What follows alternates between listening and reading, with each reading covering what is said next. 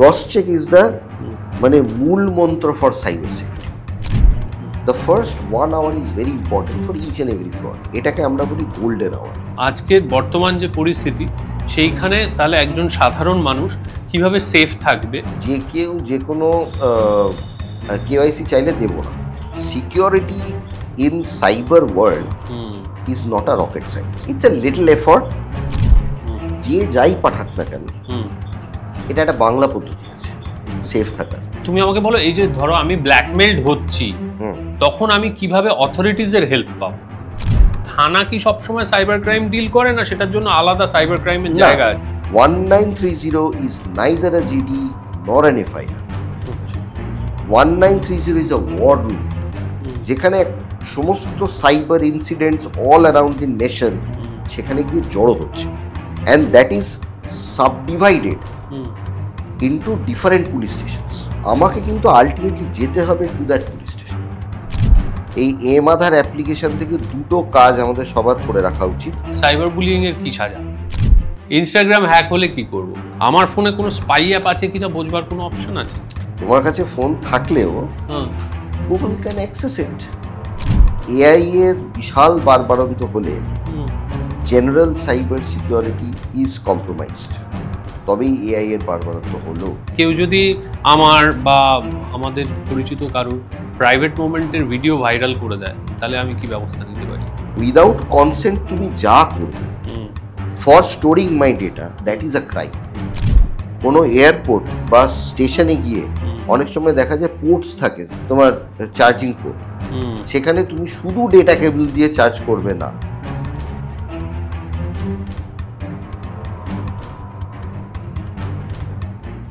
Hello and welcome to time and tide podcast with Sourav.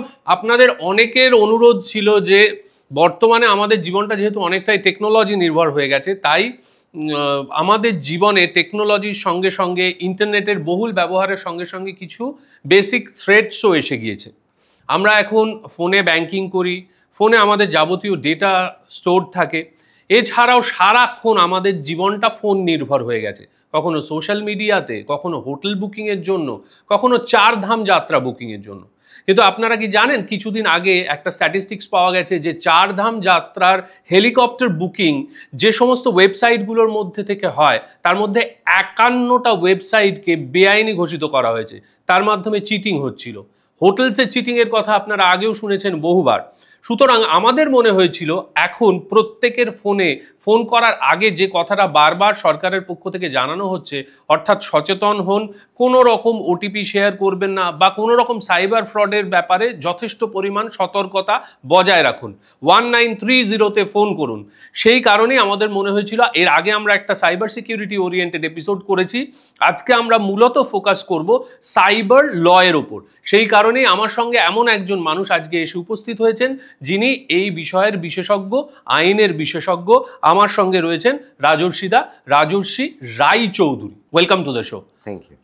আচ্ছা, তুমি আমাকে প্রথমেই বলো যে এখন আমাদের সিচুয়েশন কেমন? আমরা কি খুব ভয়ঙ্কর একটা পৃথিবীতে বাস করছি? এখন সিচুয়েশনটা কিরকম জানো তো? মানে আমরা যদি ভয়ঙ্করের একটা কোনো মাপকাঠি আমরা ভাবি, সেটার থেকেও অনেক বেশি ভয়ঙ্কর, যেটা আমরা এখনো অবধি কোনো ইয়ার্ডস্টিক দিয়ে মেজারই করতে পারবো না আর কি। আচ্ছা, এরকম একটা সিচুয়েশনে আমরা এখন আছি। আমরা মানে ভাবতেই পারবো না, স্পেকুলেটই করতে পারবো না যে কোন জায়গা থেকে কি কি হতে পারে। আচ্ছা, মানে আমি যদি নিজে সতর্ক থাকি তাহলে কি আমাকে স্ক্যাম করা বা ফ্রড করা সম্ভব? হ্যাঁ, করা সম্ভব। তার কারণ হচ্ছে যে cyber security is basically a holistic approach. Holistic approach মানে? হোলিস্টিক অ্যাপ্রোচ মানে হচ্ছে পৃথিবীতে যদি 100টা মানুষ বসবাস করে, 100 জনই যদি সাইবার সিকিউরড হয়, তবেই কিন্তু প্রত্যেক 100 জন সাইবার সিকিউরড হবে। ও বাবা! তার মানে হচ্ছে আমি যদি নিজে সচেতন হলাম, কিন্তু আমার পাশের লোক যে আমার ডেটা নিয়ে ডিল করছে সে সচেতন নয়, বা তার কোনো একটা প্রবলেম রয়েছে, তাহলে কিন্তু আমি প্রবলেমে পড়তে পারি। আচ্ছা, ফর অ্যান এক্সাম্পল, ধরা গেল যে আমার একটা ফটোগ্রাফ আছে, তো সেই ফটোগ্রাফটা আমি কোনো সোশ্যাল মিডিয়ায় নেই, ফলে আমার সেখানে কোনো ডেটা যাওয়ার কোনো ব্যাপারই নেই।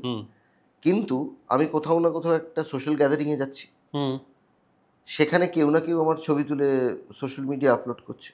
হুম ফলে আলটিমেটলি কিন্তু এরকম নয় যে আমার ছবি কোথাও যাচ্ছে না। ধরা গেল যে আমার কন্ট্যাক্ট নাম্বার কোনো একজনের ফোনে রয়েছে, হ্যাঁ আই অ্যাম অ্যাবসলিউটলি সিকিউরড, আমি কোনো রকমভাবে ভুলভাল কিছু করি না, হুম আই অ্যাম অ্যাবসলিউটলি সিকিউরড। হুম যে লোকটার ফোন বুকে আমার ফোন নাম্বার আছে, সে একটা কিছু গন্ডগোল করে বসলো, hmm my phone number gets compromised. আচ্ছা তার মানে কি হচ্ছে যে সেখানে ডেটা চলে যাওয়া, কারণ হুম তুমি ধরো যে কোনো একটা সাইবার অপরাধ যদি ধরো, হুম মানে আমাদের তো মার্কেটে প্রচুর সাইবার অপরাধ আছে, হুম তার মধ্যে তুমি জাস্ট চুজ করে নাও any kind of a crime, hmm তুমি দেখবে বেসিক্যালি তিনটে জিনিসের আমাদের ক্ষতি হয়। কি কি ফার্স্ট যেটা প্রবলেম হয় that is data, hmm second যেটা প্রবলেম হয় সেটা হচ্ছে আমাদের মানি, হুম থার্ড যেটা প্রবলেম হয় সেটা হচ্ছে আমাদের ডিগনিটি। ডিগনিটি ওকে তার মানে হচ্ছে, মানে যেটা এটাকে যদি আমরা এরমভাবে বাংলায় বলি সেটা হচ্ছে তথ্য এবং সিকোয়েন্সটা ভালো করে বুঝবে, হুম। তথ্য, অর্থ এবং সম্মান। আমি অর্থ, তথ্য, সম্মান বলতে পারতাম, কিন্তু এটা না বলে আমি কেন তথ্য, অর্থ, সম্মান বললাম, হুম কারণ ফার্স্ট কম্প্রোমাইজেশন যেটা হয় দ্যাট ইজ ডেটা, হুম সেটার থেকে বাকি দুটো। হুম তার মানে সেকেন্ড যেটা হচ্ছে সেটা হচ্ছে আমার পয়সা যাচ্ছে অ্যাকাউন্ট থেকে, এবং থার্ড হচ্ছে আমি নানানভাবে আমার যে ডিগনিটি হুম সেটা সম্মান affected, সম্মান চ্যালেঞ্জ হচ্ছে সম্মানহানি হতে পারে। হুম তার আমি নানান রকমের ক্রাইমস আছে, সেই আচ্ছা ক্রাইমসগুলো আচ্ছা তাহলে একটু শুনে নি সম্মানহানি যেমন যেমন ধরো sextortion. What is sextortion what is sextortion? Sextortion ব্যাপারটা হচ্ছে কীরকম, হুম যে ধরো হঠাৎ করে আমার কাছে একটা আমাকে কেউ একজন ফ্রেন্ড রিকোয়েস্ট পাঠালো হুম সোশ্যাল মিডিয়া, হুম আমি সেটা অ্যাকসেপ্ট করলাম hmm without knowing the background of the person, আমি সেটা অ্যাকসেপ্ট করলাম। হুম অ্যাকসেপ্ট করবার পরে কিছুদিন সে তো সাইলেন্ট রইল, তারপরে দেখা গেল হঠাৎ করে একদিন সে আমাকে একটা মেসেজ করলো হুম যে আমরা কি ভিডিও কলে কথা বলতে পারি। হুম ন্যাচারালি আমরা সেখানে হ্যাঁ বলি, বা hmm it's a normal tendency hmm, যে আমরা হুম। সেটাকে হ্যাঁ বলি। হুম তখনই সে একটা ভিডিও কল করবে, হুম এবং যখন সে ভিডিও কল করবে উইথ অল প্রিপেয়ার্ডনেস, হুম সে কী করবে, তার ডিভাইসের হুম যে কল রেকর্ডার অপশন, মানে স্ক্রিন রেকর্ডার অপশন, হুম সেটাকে অন রাখবে। আচ্ছা ফলে কী হলো, এবং হঠাৎ করে আমি যখন একটা ভিডিও কল রিসিভ করলাম, হুম তখনই দেখা গেল উল্টো সাইড থেকে একটা নগ্ন ভিডিও বা একটা ছবি চালু হয়ে গেল। আচ্ছা এবার আমি একদম তাড়াহুড়ো করে সেই কলটাকে হয়তো বন্ধ করে দিলাম, হুম কিন্তু স্টিল ওই even for a 1 to 2 seconds hmm সেখানে ওই ছবি এবং আমার ফেস ইনসেটে হুম সেটা কিন্তু দেখতে পাওয়া গেল, hmm and that is recorded, hmm that is a recorded file. Hmm এবারে ওই রেকর্ডেড ফাইলটাকে দিয়ে আমাকে ব্ল্যাকমেল করা শুরু হবে যে আচ্ছা তুমি এই কাণ্ড করছো।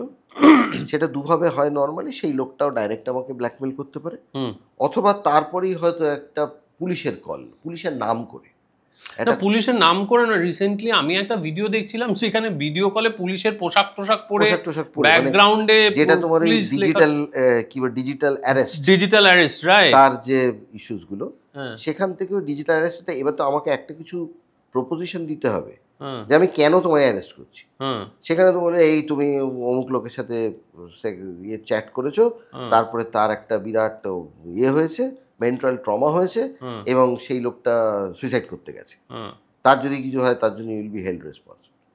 আচ্ছা তুমি আমার এবার আমি ভয় পেয়ে গেলাম, ভয় পেয়ে গেলাম এবার এবং ভয় পেয়ে গেলাম, এবং then I started paying money. Ultimately ওই আর্থিক ক্ষতিটাতেই যাবে, হুম কারণ যে কেউ, যে কোনো হ্যাকার বা ফিশার আমরা যাকেই বলি না কেন, হুম তাদের আলটিমেট উদ্দেশ্যটা হচ্ছে to reach my bank account. Hmm তারা আমাকে অপমান করে তো তাদের কোনো লাভ নেই। ঠিক সো তারা আমাদের ডেটাটাকে নেবে ফার্স্ট, হুম তারপরে সেটা দিয়ে তারা আমাদের ওই অর্থটাকে নেওয়ার চেষ্টা করবে। Hmm so that is the only thing happens. Hmm এই আর কি। না তুমি আমার একটা জিনিস বলো, এখানে আমি লয়ের পার্সপেক্টিভটায় বেশি করে কনসেন্ট্রেট করতে চাই। সেটা হচ্ছে যে ধরো এইরকম ফোন কল আমার কাছে এলো, প্রথমত তুমি বলো অথরিটিসরা কি এরকম কোনো ফোন কল করে আদৌ? মানে এরকম যদি ঘটনা না। সত্যি ঘটে থাকে, ধরে নেওয়া আচ্ছা প্রথম থেকে শুরু করি, সেক্স চ্যাট করা with a consenting adult, is it a crime? No, it's not a crime. মানে সেই মানুষটা যদি স্ক্রিনশট তুলে রাখে তাহলে কি সেটা দ্যাট ইজ আ দেখিয়ে crime without my consent. Without my consent যদি কেউ সেক্স চ্যাটের স্ক্রিনশট তুলে রাখলো বা সেটা রেকর্ড করলো without my consent, that is a crime. আচ্ছা আচ্ছা, তুলে রাখাটাও যেমন ক্রাইম, হুম আমি হয়তো তুলে রাখার পরে সেটাকে কোথাও ইউজ করলাম না, হুম তাহলে আমার ক্রাইমের যে কম্পোনেন্টটা সেটা আমি দেখতে পেলাম না। হুম হুম কিন্তু আমি যদি সেটাকে ইউজ করি কোথাও, হুম তাহলে সেটা সামনে চলে এলো। That's a crime. That's obviously a crime. Even a recording is a crime. Even recording is Even recording is a crime. মানে আমি যদি স্ক্রিন রেকর্ডার অন Yes, করছি recording, storing, ওকে এগুলো সবই হচ্ছে crime. and using is a bigger crime. Yes, recording, storing and propagation of that file, আচ্ছা all are crime. All are crime All are. এই রকম। এবার তুমি আমাকে বলো যে অথরিটি কি এরকম ডিজিটাল অ্যারেস্ট আদৌ করে? না, কোন প্রথম অথরিটি কথা- ডিজিটাল অ্যারেস্ট প্রথম করে? কথা হচ্ছে আমার মনে হয় সাইবার দুনিয়ায় হুম ডিজিটাল অ্যারেস্ট হচ্ছে পৃথিবীর সব থেকে বোকা বোকা সাইবার ক্রাইম। তার কারণ হচ্ছে আচ্ছা ভারতবর্ষের সংবিধান কেন অন্য কোনো সংবিধানেই হ্যাঁ ডিজিটাল অ্যারেস্ট বলে কিছু এক্সিস্ট করে না। আচ্ছা মানে অ্যারেস্ট যদি পুলিশকে করতে হয় আমাকে, হ্যাঁ, তাহলে পুলিশ আইদার আমার বাড়িতে এসে আমাকে তুলে নিয়ে যাবে, হুম অথবা আমাকে একটা নোটিশ পাঠিয়ে থানায় নেমন্তন্ন করে অ্যারেস্ট করবে। হুম এই দুটো অপশনের বাইরে কিন্তু অ্যারেস্টের আর কোনো থার্ড অপশন নেই। হ্যাঁ ফলে ডিজিটাল অ্যারেস্ট বলে যে বিষয়টা, that situation does not exist at all. এটা এক্সিস্টই এটা করে। এক্সিস্টই করে না। এবার যেটা অত্যন্ত ভাইটাল, তুমি যে ঘটনাটা বললে এটা আমাদের আশপাশের অনেকের সঙ্গে ঘটেছে। অনেকের সাথে প্রচুর। তারা ম্যাক্সিমাম ক্ষেত্রে লজ্জা পায়, হুম, হ্যাঁ, বলতে চায় না। রাইট। এবং ফ্র্যাঙ্কলি আমি বিশ্বাস করি না যে এই ধরনের ঘটনাগুলো বিরাট অপরাধের আন্ডারে পড়ে, যার জন্য লক্ষ লক্ষ টাকা ড্যামারেজ না, দিতে হয়। হ্যাঁ, হ্যাঁ। অনেক সময় দুর্বল মুহূর্তে মানুষ এই ভুল করে। এবার তুমি বলো, যে মুহূর্তে সে রিয়েলাইজ করলো যে সে ব্ল্যাকমেইলড হচ্ছে, তখন তাকে প্রোটেক্ট করার জন্য কি কি আইন আছে এবং আইনের সাহায্য সে কিভাবে নেবে? রাইট। এবারে এখানে তোমাকে একটা জিনিস বলি, মানে যেটা প্র্যাকটিক্যাল প্রবলেম হয় সেটা হচ্ছে যে not only for this digital arrest hmm বা এই ধরো সেক্সটর্শন রিলেটেড যে ভিডিওসগুলো হলো, হুম এতে যেটা হলো, প্রথম কথা হচ্ছে যে আমাকে তো ব্ল্যাকমেল করাটা স্টার্ট হলো, হুম আমি ব্ল্যাকমেল হতে শুরু করলাম। হুম এর কয়েকটা না বেসিক বিষয় জানতে হবে। সেটা হচ্ছে ধরো এই আজকে আমাদের যারা ক্যামেরা স্টাফস আছে হুম তাদেরকে আমি কাউকে চিনি না। হুম এবারে আমি তাদের কোনো একটা দুর্বল মুহূর্তে ছবি বা ভিডিও করলাম, হুম ক্যান আই ব্ল্যাকমেল দেম?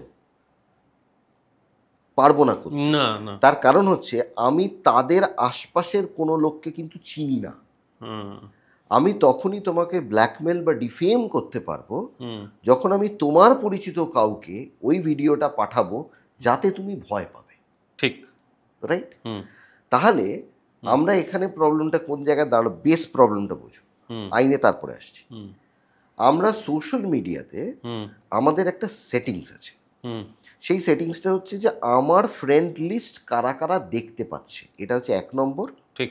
2 নম্বর হচ্ছে আমার ওয়ালেকে লিখতে পারে। হুম রাইট?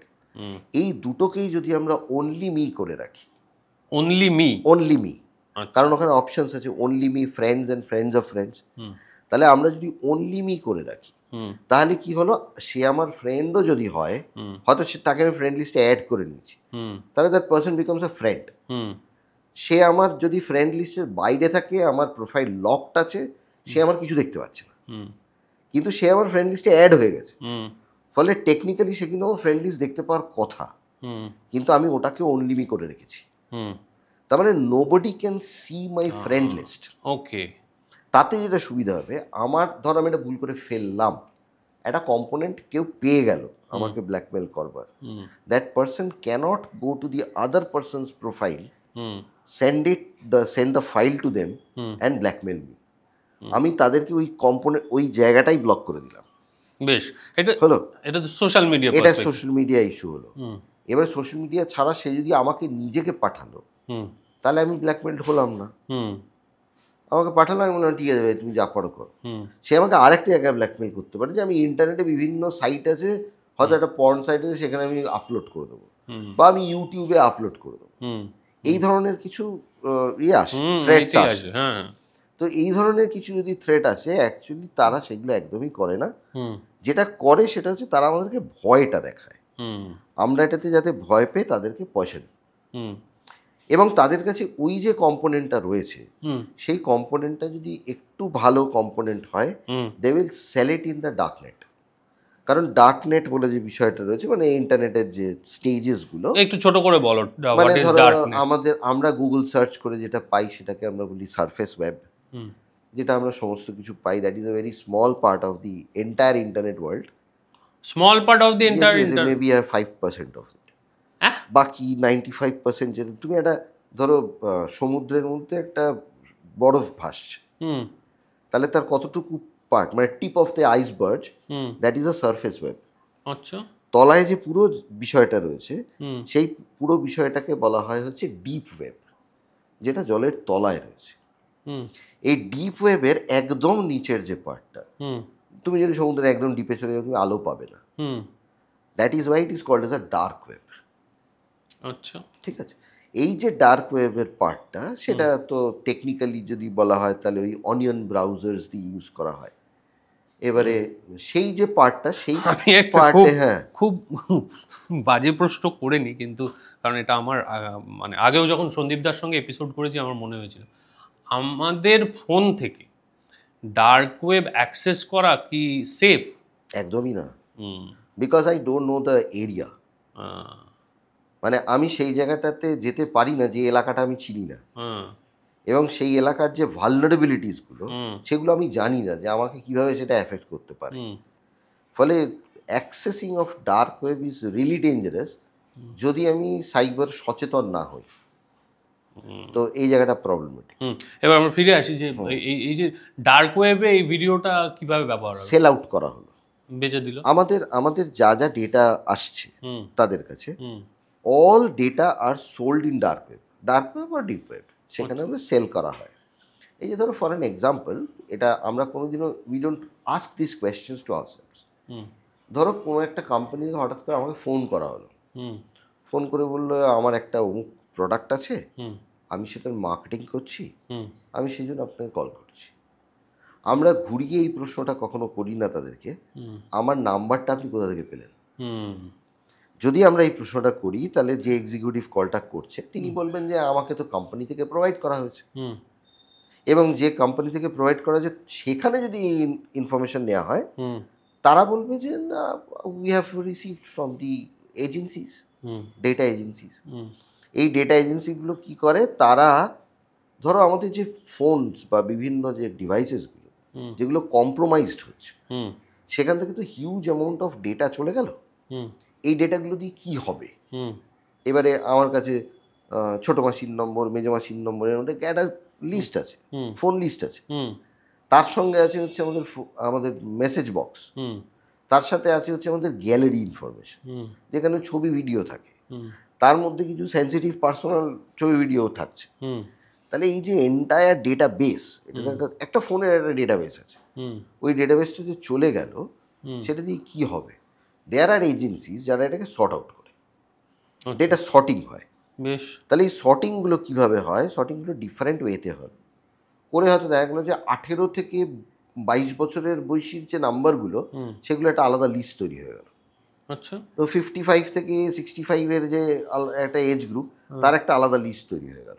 আচ্ছা এবারে how it will be used in for business purpose. হুম আমার ধরো একটা ইয়ে রয়েছে, একটা ধরো এডুকেশন ইনস্টিটিউট আছে, হুম আমি তো 60 বছরের লোককে টার্গেট করবো না, না না so I will ask for the list of hmm 18 to 22 people. হুম তাহলে সেই লিস্টটার জন্য আমি ওই লিস্টটা কিনবো, হুম রাইট? এবার আমার একটা ডায়াগনস্টিক সেন্টার আছে, হুম তার জন্য তো আমি 18 থেকে 22 খুঁজবো না, বয়স্কদের তাহলে আমি বয়স্কদের খুঁজবো। তাহলে for each and every business requirement hmm I need a database. হুম ওই ডেটাবেসটা আমি মার্কেট থেকে পারচেস করছি। হুম এবারে এটা তো আমি ব্যবহার করলাম ফর মাই বিজনেস পারপাস। হুম এবারে কেউ তো ওই ডেটাবেসটাকে পারচেস করে ফিশিং কলও করতে পারে। What is phishing call? ধরো এই যে তোমার ব্যাংকের থেকে আমি ফোন করছি, ওই যে ওটিপি চায়, ওটিপি চাইলো, দিয়ে তোমার ব্যাংক অ্যাকাউন্ট খালি করে দিল। তো এই ধরনের যে কলসগুলো, এই কলসগুলো কিন্তু করা সম্ভব বাই ইউটিলাইজিং দ্যাট ওই ডেটা ডেটাবেসটা। মানে বিষয়টা এতটাই ইন্টারলিঙ্কড যে এটাকে না কোনো আলাদাভাবে একটা বলাটা খুব ডিফিকাল্ট। ফার্স্ট প্রায়োরিটি যেটা আমাদের খুব ভীষণভাবে জরুরি, that is our data safety. Data safety, data safety, how to keep our data safe. How to keep our data safe, এইটা যদি আমরা বুঝে যাই তাহলে কিন্তু আমাদের অর্থ এবং সম্মান দুটোই প্রোটেক্টেড হবে। গুড। কিভাবে সেফ রাখবো? ডেটা সেফটির জন্য প্রাইমারি বিষয় যেটা দরকার সেটা হচ্ছে মানে কি বলবো, ধরো আমরা আননেসেসারি কারণে প্রচুর ডেটা এদিক ওদিক দিয়ে রাখি। ধরো আমার কাছে কেউ একজন আমি একটা লোনে যাব, তাহলে সেটার জন্য কেউ একজন এক্সিকিউটিভ আমার বাড়িতে এলো, সে আমাকে যা কেওয়াইসি চাইলো আমি সেই কেওয়াইসিগুলো দিয়ে দিলাম ফটোকপি। কেওয়াইসিটা কেন দিলাম, কবে দিলাম, এবং সেই যে সিগনেচারটা করি আমরা, আমার what is our normal habit তুমি বলো। ধরো একটা কাগজ, সেই কাগজের মধ্যে আমার আধারের জেরক্স করা রয়েছে, আমি সিগনেচারটা কোথায় করি? সাদা জায়গায়। ওই সাদা জায়গার যে সিগনেচারটা সেটাকে তো স্ক্যান করে আমার সিগনেচারটা ইউজ করা যায় ফর ডিফারেন্ট পারপাস। বাবা, করা যায় তো টেকনিক্যালি ইউজ করে। ধরো আমি সাদা জায়গায় সিগনেচারটা করলাম, সেটাকে সাবপ্রেস করে অন্য একটা সিগনেচারও তো বসানো যায়, যায় তো? তাহলে এই পুরো জিনিসটা কিন্তু এডিটেবল। আমি যদি ধরো যেটা ফটোকপিড পার্ট তার ওপর দিয়ে যদি আমি সাইন করি, তাহলে সেটাকে এডিট করাটা একটু ডিফিকাল্ট।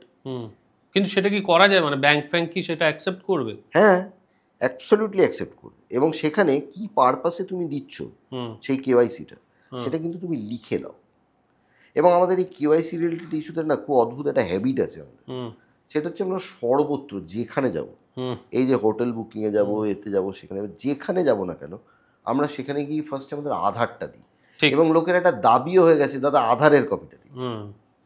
ফার্স্ট হচ্ছে যে no authority can ask your Aadhaar. আচ্ছা, এটা হচ্ছে একদম নিয়ম যে কোনো অথরিটি তোমার আধার চাইতে পারে না। বেশ। যদি কেউ আধার চায় তাহলে তুমি তাকে তোমার মাস্ট আধার দিতে পারো। মাস্ট আধার কাকে বলে?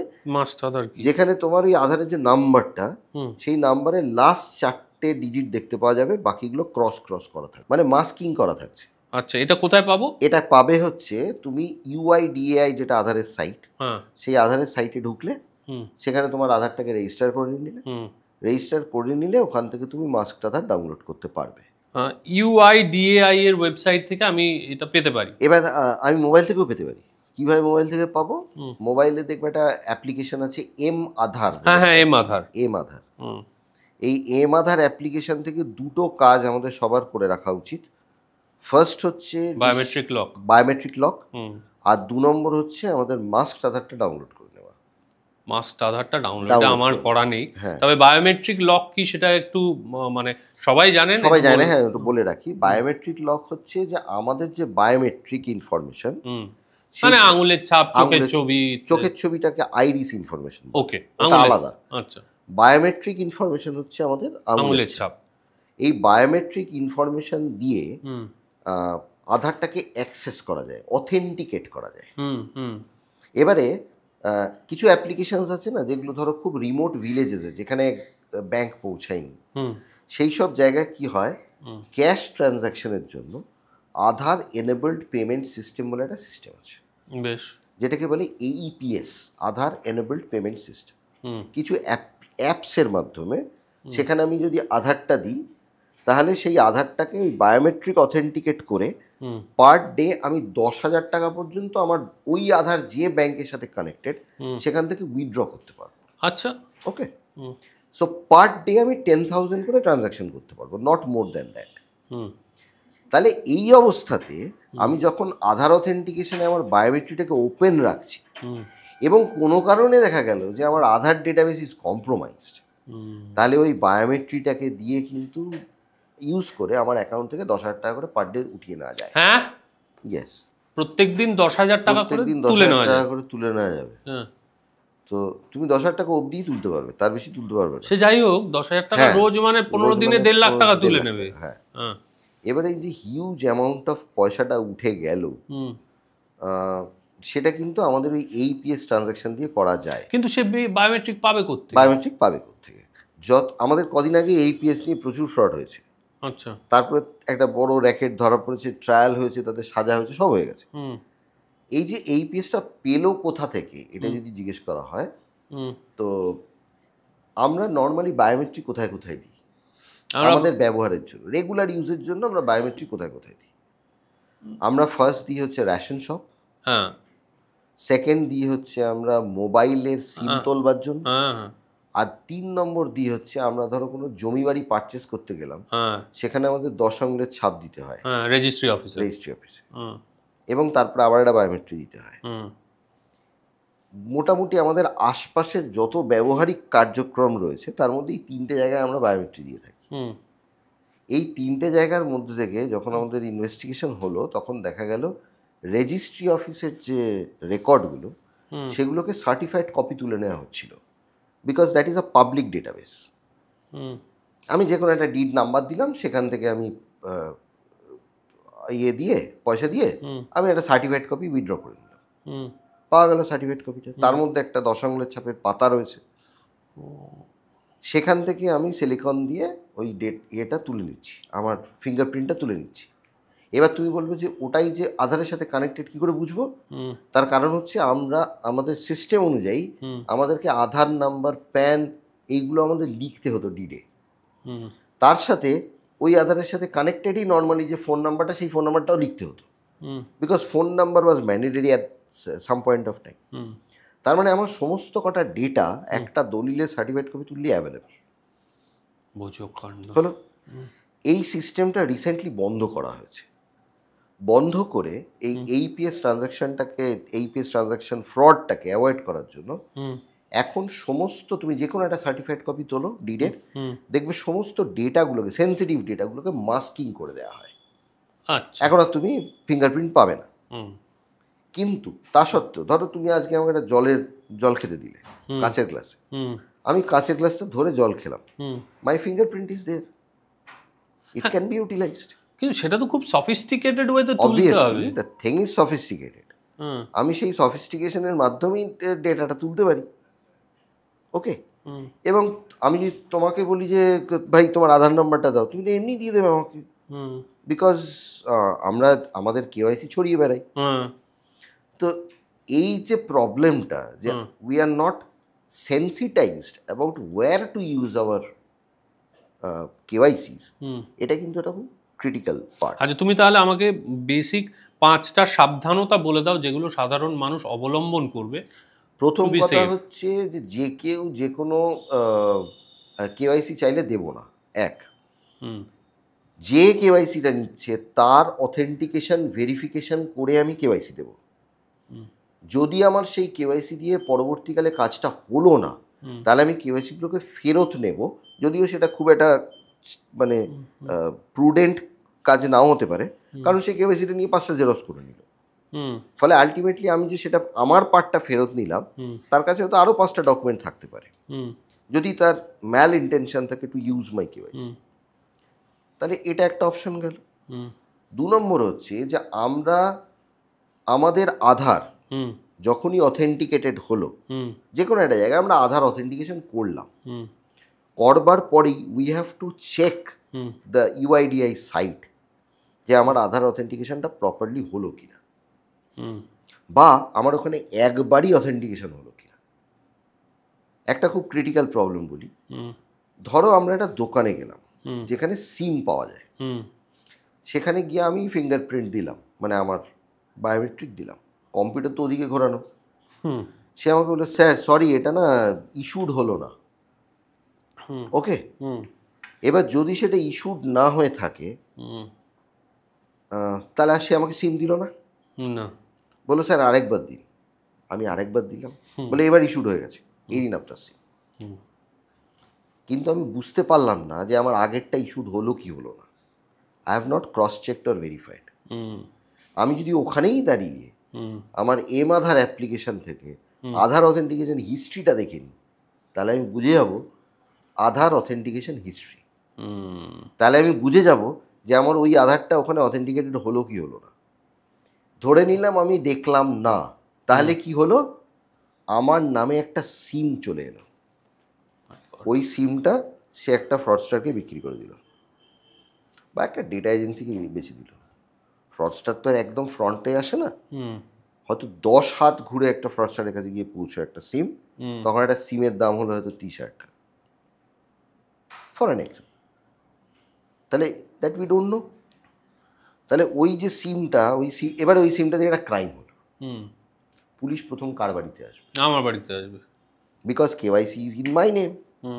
ফটোকপি দেওয়ার সময় পারপাস লিখে সই করে দেবো, তাই তো? পারপাস লিখে, ডেট লিখে, টাইম লিখে, যে আমি কেন, কোথায় দিচ্ছি এবং কাকে দিচ্ছি, কেন দিচ্ছি। আচ্ছা। This is a very good habit আমাদের কেওয়াইসি দেওয়ার জন্য, and no authorities can challenge it. তুমি মানে যে এফডি কোনো করার জায়গায় সময় ব্যাংকের লোক বলবে না তো এ কি এত লিখছে? একদম একদম বলতে পারে না। আর 2 নম্বর হচ্ছে, তুমি মাস্কড আধার, যদি আধার দিতে হয় সব জায়গায় তোমাকে মাস্কড আধার দিতে হবে। Only for providing bank KYC. ধরো ব্যাংক তোমার অ্যাকাউন্টের কাছে কেওয়াইসি চাইছে, তোমাকে তখন ফুল আধারটা দিতে হবে, তখন মাস্কড আধারে কাজ হবে। বাদ বাকি সময় মাস্ক বাদ বাকি সময় মাস্কড আধার। কিন্তু আমি সাজেস্ট করব, হোটেলে গেলাম, চেক ইন করবার সময় তোমার কাছে ভোটার আইডি কার্ড আছে, সেটা দাও। তোমার কাছে ড্রাইভিং লাইসেন্স আছে, ওটা দাও। All these are photo ID cards, valid government photo ID cards. Why Aadhaar? আমরা আধার নিয়ে একটা বিরাট ইয়েতে থাকি। তো এই পার্টটা আমাদের একটুখানি সচেতন থাকাটা খুব দরকার। হ্যাঁ, এবার তুমি আমাকে বলো, এই যে ধরো আমি ব্ল্যাকমেইলড হচ্ছি, তখন আমি কিভাবে অথরিটিজের হেল্প পাবো? আমাকে কি, কোথায় যেতে হবে? যখনই যে কোনো একটা kind of a cyber crime, আমার ফার্স্ট কাজ হবে হচ্ছে সেটা আমার নিয়ারেস্ট অ্যান্ড ডিয়ারেস্ট যারা রয়েছে তাদেরকে ইনফর্ম করা। এটা হচ্ছে ফার্স্ট। জানিয়ে দেওয়া যে আমি এই প্রবলেমটায় পড়েছি। আচ্ছা, এটা হচ্ছে ফার্স্ট। 2 নম্বর হচ্ছে 1930। তুমি তোমার প্রোগ্রামের শুরুতেই বললে 1930। 1930টা হচ্ছে national cyber crime reporting portal, তার ন্যাশনাল হেল্পলাইন নম্বর। তাহলে রিপোর্টিং পোর্টালের হেল্পলাইন নম্বরে আমরা এটাকে রিপোর্ট করতে পারি, করে দিলাম। অথবা যদি আমি 1930-তে না পেলাম, কোনো কারণে হয়তো কানেকশন পেলাম না, I will file the report before cybercrime.gov.in. cybercrime.gov.in এটা তুমি তলায় স্ক্রলে দিয়ে দিও বড় বড় করে, যাতে সবাই এটা নোট করে রাখতে পারে। And 1930 should be there in everybody's phone. ঠিক আছে, এটা সবার ফোনে কিন্তু সেভ করে রাখা উচিত, কারণ ইমিডিয়েট রেসপন্সের জন্য ওটা খুব দরকার। আচ্ছা, 1930-তে করলাম, 1930-তে সাইবার, যদি আমি না পেলাম তাহলে cybercrime.gov.in এ আমি কমপ্লেনটা ফাইল করব, রেজিস্টার করব। না, আমি এখানে সাইবার ক্রাইম ঘটলে কোন থানায় কোথায় যেতে হয়? বেসিক্যালি সঙ্গে সঙ্গে থানায় গেলাম না, আমি বলছি না, গেলেও থানা কি সবসময় সাইবার ক্রাইম ডিল করে না? সেটার জন্য আলাদা সাইবার ক্রাইমের জায়গা আছে? থানা আমাদের অবভিয়াসলি থানা সাইবার ক্রাইম ডিল করে। এখন ম্যাক্সিমাম থানাগুলোতেই সাইবারের একটা আলাদা হেল্প ডেস্ক হয়েছে।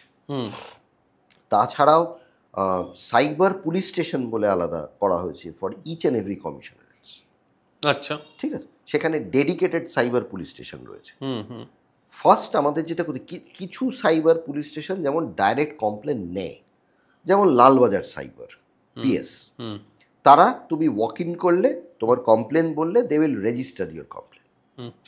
কিছু কিছু সাইবার পিএস আছে তারা ডাইরেক্ট কমপ্লেন নেয় না, তোমাকে তোমার লোকাল পুলিশ স্টেশনে যেতে হবে, you have to file the complain there, তারা সেটা পাঠিয়ে দেবে, ফরওয়ার্ড করবে to the cyber police station. আচ্ছা, ওকে, তাহলে আমার প্রাইমারি কাজটা হবে to go to the local police station. আমি লোকাল পুলিশ স্টেশনে যাব, আমার সমস্যাটা বলবো, তারা আমাকে যদি বলে যে আপনি সাইবার পিএসে চলে যান, দেন আই উইল গো, কোনো অসুবিধা নেই। But we have to raise. এবং এটার জন্য আরেকটা জিনিস বলে রাখি, সেটা হচ্ছে the first 1 hour is very important for each and every fraud. First 1 hour এটাকে আমরা বলি গোল্ডেন আওয়ার। আচ্ছা, কারণ তোমার যখনই একটা ট্রানজ্যাকশন হয়ে গেল, একটা আনঅথরাইজ ট্রানজ্যাকশন হয়ে গেল ফ্রম ইউর অ্যাকাউন্ট, তখনই কিন্তু it keeps in a transit. সেই অবস্থায় যদি আমরা ইমিডিয়েট সেটাকে রিপোর্ট করতে পারি, তাহলে that it has got a high possibility যে আমার destination accounts will be blocked. আচ্ছা, ডেস্টিনেশন অ্যাকাউন্ট যদি ব্লকড হয়ে গেল, তাহলে কিন্তু সঙ্গে সঙ্গে সেখান থেকে পয়সাটা ফেরত পাওয়ার আমার সম্ভাবনা আছে। কিন্তু একটা জিনিস সাইবারের বিষয় আমাদের মনে রাখতে হবে সবার, আমাদের যদি অর্থ ক্ষতি হয়, লস হয়, রিগেন করার অপশন আছে। কিন্তু আমাদের যদি তথ্য তথ্য এবং সম্মানের ক্ষতি হয়, it will never never ever be regained. হ্যাঁ, তুমি যে তথ্যর কথা বললে ঠিক আছে, অর্থের কথাও আমি আসবো, কিন্তু এই যে সম্মানহানির খেলাটা এখন ভীষণভাবে চলছে। ভীষণভাবে। তো এই যে ধরো অনেক সময় কিন্তু ডিরেক্টলি যে এই আমি সাইবার ক্রাইমের ক্ষেত্রে এই রকম হচ্ছে তা না, অনেক সময় অনেক রকম ভাবে ডিফেম করা হয় অন সোশ্যাল মিডিয়া। হ্যাঁ, অনসোর্স। হ্যাঁ, তো সোশ্যাল মিডিয়াতে আমি ধরে নিলাম কেউ যদি ডিরেক্টলি আমার নাম করে কোনো মিথ্যে অভিযোগ করে, তাহলে সেটা কাউন্টার করার জন্য কি কোনো সাইবার ক্রাইমের আইন আছে? হ্যাঁ, আমরা আইটি অ্যাক্টের বেসিসেই যাব। We will file the complain before against, মানে আইটি অ্যাক্টের বেসিসে। এবারে তার সাথে আমাদের কিছু ক্রিমিনাল কম্পোনেন্টও যদি থাকে, সেটার জন্য আমাদের প্রেজেন্ট যেটা বিএসএ রয়েছে, আমরা বিএসএতে যাব। মানে আমরা থানায় গিয়ে কি করতে পারি, we can file A written complain. আমাদের যে অভিযোগ, সাধারণ মানুষের যে অভিযোগ, সেই অভিযোগ একটা মানুষ থানায় জমা করতে পারে। থানার কর্তব্য হচ্ছে সেটা জেনারেল ডায়েরিতে রেকর্ড করা, এবং ইফ ইট ইজ যদি সেটা হয়, যদি সেটা কগনিজেবল অফেন্স হয়, কগনিজেবল অফেন্স মানে পুলিশ যদি সেটাতে কগনিজেন্স নিতে পারে, সেরকম কগনিজেবল অফেন্স হলে সেক্ষেত্রে কিন্তু তারা এফআইআর ড্র করতে পারে। ওকে, এবার আমার এক সহকর্মীর সঙ্গে এই ঘটনাটা ঘটেছে। সেটা হচ্ছে, আমি জানি না কিভাবে ঘটেছে, তার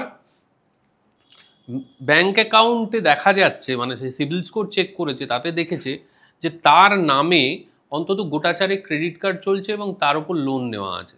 সেই লোনগুলোও নেয়নি, এই ক্রেডিট কার্ডও নেয়নি। এই ক্রেডিট কার্ডগুলো কেওয়াইসি রিলেটেড ইস্যু এগুলো। হ্যাঁ, তার কি করা উচিত? প্রথম কথা হচ্ছে যে তাকে ইমিডিয়েটলি তার যা তাকে সিবিলের যে রিপোর্টটা, সেই রিপোর্টটা তার ব্যাংক থেকে নিতে হবে। বেশ, নিল। ব্যাংক থেকে নেওয়ার পরে ব্যাংকিং অম্বুডসম্যান বলে একটা ব্যাপার আছে। রিজার্ভ ব্যাংকের আন্ডারে ব্যাংকিং অম্বুডসম্যান আছে। ব্যাংকিং অম্বুডসম্যানে রিপোর্ট করতে লাগবে, কমপ্লেন ফাইল করতে লাগবে যে আমি এগুলো অ্যাভেল করিনি। তার ব্যাংকেও সেটা জানাতে হবে। That means to all the forum, এই ফোরামগুলোতে আমাকে ইনফর্ম করতে লাগবে যে আমি এই সিস্টেমটা অ্যাভেল করিনি, এই ফ্যাসিলিটি আমি প্রুফ করব কি করে? সে তো বলবে না তুমি করেছো। না, এটা প্রুফ করবার অপশন আছে। সেটা হচ্ছে যে আমার যে কেওয়াইসিস গুলো, সেই কেওয়াইসি গুলো ডিসক্লোজার আসবে। এবার কি কি কেওয়াইসি সেই কোম্পানিগুলোতে দেওয়া হয়েছে, যখন তার কেওয়াইসি ডিসক্লোজার এলো, তখন সেখানে আমার এক্সপ্রেস কনসেন্ট থাকতে হবে। আই উইল ভেরিফাই মাই সিগনেচার্স, যে সিগনেচারগুলো জাল করা হয়েছে কিনা। So we have got options যে আমরা কিভাবে এটাকে করতে পারি, এবং অবভিয়াসলি এটাকেও রিপোর্ট করতে হবে টু দি 1930। আচ্ছা, এবার because it's a cyber fraud. এবার আমরা পরেরটায় আসি, যে এতদিন আমরা জানতাম যে আমার ফোন আমার কাছে আছে মানে আমার ফোন সিকিউর, আমি যদি কিছু ভুলভাল না করি। এখন বলছে সেটাও নাকি নয়, এখন রিমোটলিও অনেক কিছু করে দেওয়া যাচ্ছে। কি কি করা যাচ্ছে এবং কি ঘটছে? তুমি ফোন কেনার পর থেকেই তো তুমি রিমোটলি কম্প্রোমাইজড। মানে হচ্ছে তুমি ধরো আজকে একটা ফোন কিনলে, কেনবার পরে you are giving every permission to Google itself. তুমি তো তখনই রিমোটলি কম্প্রোমাইজড। তোমার কাছে ফোন থাকলেও Google can access it. Google can access it remotely. আচ্ছা, এবং সেটাকে সে দেখতে পাচ্ছে কি হচ্ছে না হচ্ছে, এবং তোমার যে বিহেভিয়ার্স, অ্যাক্টিভিটিস, প্যাটার্নস, এগুলো তো রেকর্ডেড হচ্ছে। এবং এটা রেকর্ডেড হচ্ছে বলেই কিন্তু আজকে এআই এর এত বাড়বাড়ন্ত। তোমাকে আমি একটা জাস্ট ছোট্ট বিষয় বলি, মানে এটা নিয়ে পরে আমরা একটা বিস্তারিত আলোচনা করতে পারি। সাইবার সিকিউরিটি অ্যান্ড এআই, এটা কিন্তু পৃথিবীর দুটো মেরু। আচ্ছা, মানে এআই এর বিশাল বাড়বাড়ন্ত হলে general cyber security is compromised. তবেই এআই এর বাড়বাড়ন্ত হলো। কেন? তার কারণ হচ্ছে জেনারেল সাইবার সিকিউরিটি যদি কম্প্রোমাইজ হয়, তবেই কিন্তু I will get data from you. General এবং এই যে হিউজ ডেটা আমি পাবো, সেটা দিয়েই আমার এআই তৈরি হবে। না, জেনারেলি আমাদের তো ডেটা কম্প্রোমাইজডই। হ্যাঁ, এবার তুমি আমাকে বলো, ধরো আমার সমস্ত ডিভাইস আমার কাছে থাকলেও আমার কোনো ম্যালওয়্যার বা কিছু কি রিমোটলি আমার ফোনে হ্যাঁ, ঢুকিয়ে দেওয়া রিমোটলি সম্ভব? করা সম্ভব, মানে সেটা রিমোট ম্যালওয়্যারস ইউজ করা যায়। হুম যেমন ধরো এপিকেস, বিভিন্ন এখন যেটা প্রবলেম হচ্ছে কি বিভিন্ন এপিকে গুলোকে পাঠানো হচ্ছে, এপিকে ফাইলস, ডট এপিকে বলে ফাইল, মানে অ্যাপ্লিকেশন ফাইল, হুম ওটাকে বলে অ্যান্ড্রয়েড এপিকে, মানে অ্যান্ড্রয়েড প্যাকেজ কিট। হুম এটা অ্যান্ড্রয়েড ফোনসের ক্ষেত্রেই হবে একমাত্র। হুম সেটা হচ্ছে বিভিন্ন এপিকেগুলো পাঠানো হলো, হুম পাঠালে তুমি এপিকেগুলোকে ডাউনলোড করলে, হুম অথবা অটো ডাউনলোড হলো। হুম এবার তুমি বলবে অটো ডাউনলোড কী করে হলো, আসছি সে পয়েন্ট। হুম হয় তুমি ডাউনলোড করলে, তোমাকে ইন্ডিউস করা হলো টু ডাউনলোড, হুম অথবা অটো ডাউনলোডেড হলো। হুম এই এপিকেগুলোর কাজ হচ্ছে দিস আর ম্যালওয়্যারস। হুম এর কাজ হচ্ছে তোমার ডিভাইস থেকে সমস্ত ডেটাগুলোকে নিয়ে একটা রিমোট সার্ভারে গিয়ে জড়ো করে দেওয়া। হুম হুম ক্লিয়ার? এবারে ওই সার্ভারে গিয়ে যে ওই র ডেটাটা গিয়ে পৌঁছলো, হুম দেয়ার আর এজেন্সিস যারা ওই শর্টিংটা করবে, দিয়ে ওই number segregation, photos video segregation, এই পার্টগুলো করবে। আচ্ছা কিন্তু প্রাইমারি কাজ একজনের হচ্ছে ওই নিয়ে ডেটাটাকে নিয়ে গিয়ে ওখানে জড়ো করে দেওয়া, এপিকের কাজ। হুম এবারে দুটো জিনিস বললাম, একটা হচ্ছে তুমি নিজে ইন্ডিউসড হলে to download that APK, hmm download and install it. হুম দ্বিতীয়ত হচ্ছে তুমি নিজে কিছু করলেই না, কিন্তু এটা ডাউনলোড হয়ে গেল। হুম কেন?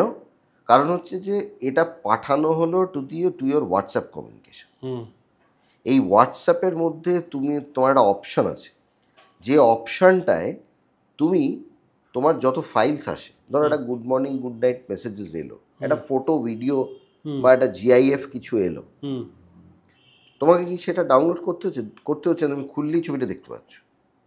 তার মানে কি তোমার auto download option is on. আচ্ছা এটা বাই ডিফল্ট অন থাকে। এটা কি কোথায় এটা লুকিয়ে কোথায় আছে? পাবে? হ্যাঁ হোয়াটসঅ্যাপে ঢোকো, হোয়াটসঅ্যাপে ঢুকে সেটিংসে যাও, হুম সেটিংসে গিয়ে সেখানে তুমি পাবে হচ্ছে ওই স্টোরেজ অ্যান্ড ডেটা বলে একটা অপশন আছে, হুম সেখানে যাবে। হুম সেখানে যাওয়ার পরে একটু নিচের দিকে গেলে you will find 3 options: media auto download, via mobile data, via WiFi, and when you are in roaming. হুম এখানে প্রত্যেক কটা অপশনকে নো মিডিয়া করে দিতে হবে। তার মানে তুমি যে কোনো কানেক্টিভিটিতেই থাকো না কেন, হুম তোমার অটো ডাউনলোডটা হবে না। বেশ ওকে, তাহলে অটো ডাউনলোড যদি না হয়, আমার যদি একটা এপিকে কেউ পাঠালো, হুম একটা র্যান্ডম নাম্বার থেকে একটা এপিকে এলো, হুম ওটাই ফার্স্ট কমিউনিকেশন, তার আগে হাই হ্যালো হয়নি। ফার্স্ট একটা এপিকে ফাইল এসে জড়ো হলো, তোমার যদি অটো ডাউনলোড থাকে কী হলো, ওটা তো অটোমেটিক্যালি ডাউনলোড হয়ে যাবে, তাই না? ফলে অটো ডাউনলোডগুলোকে বন্ধ করো ফার্স্ট। হুম অটো ডাউনলোড যেই বন্ধ হয়ে গেল, ইউ আর মোটামুটি 40% safe hmm from the malware affection.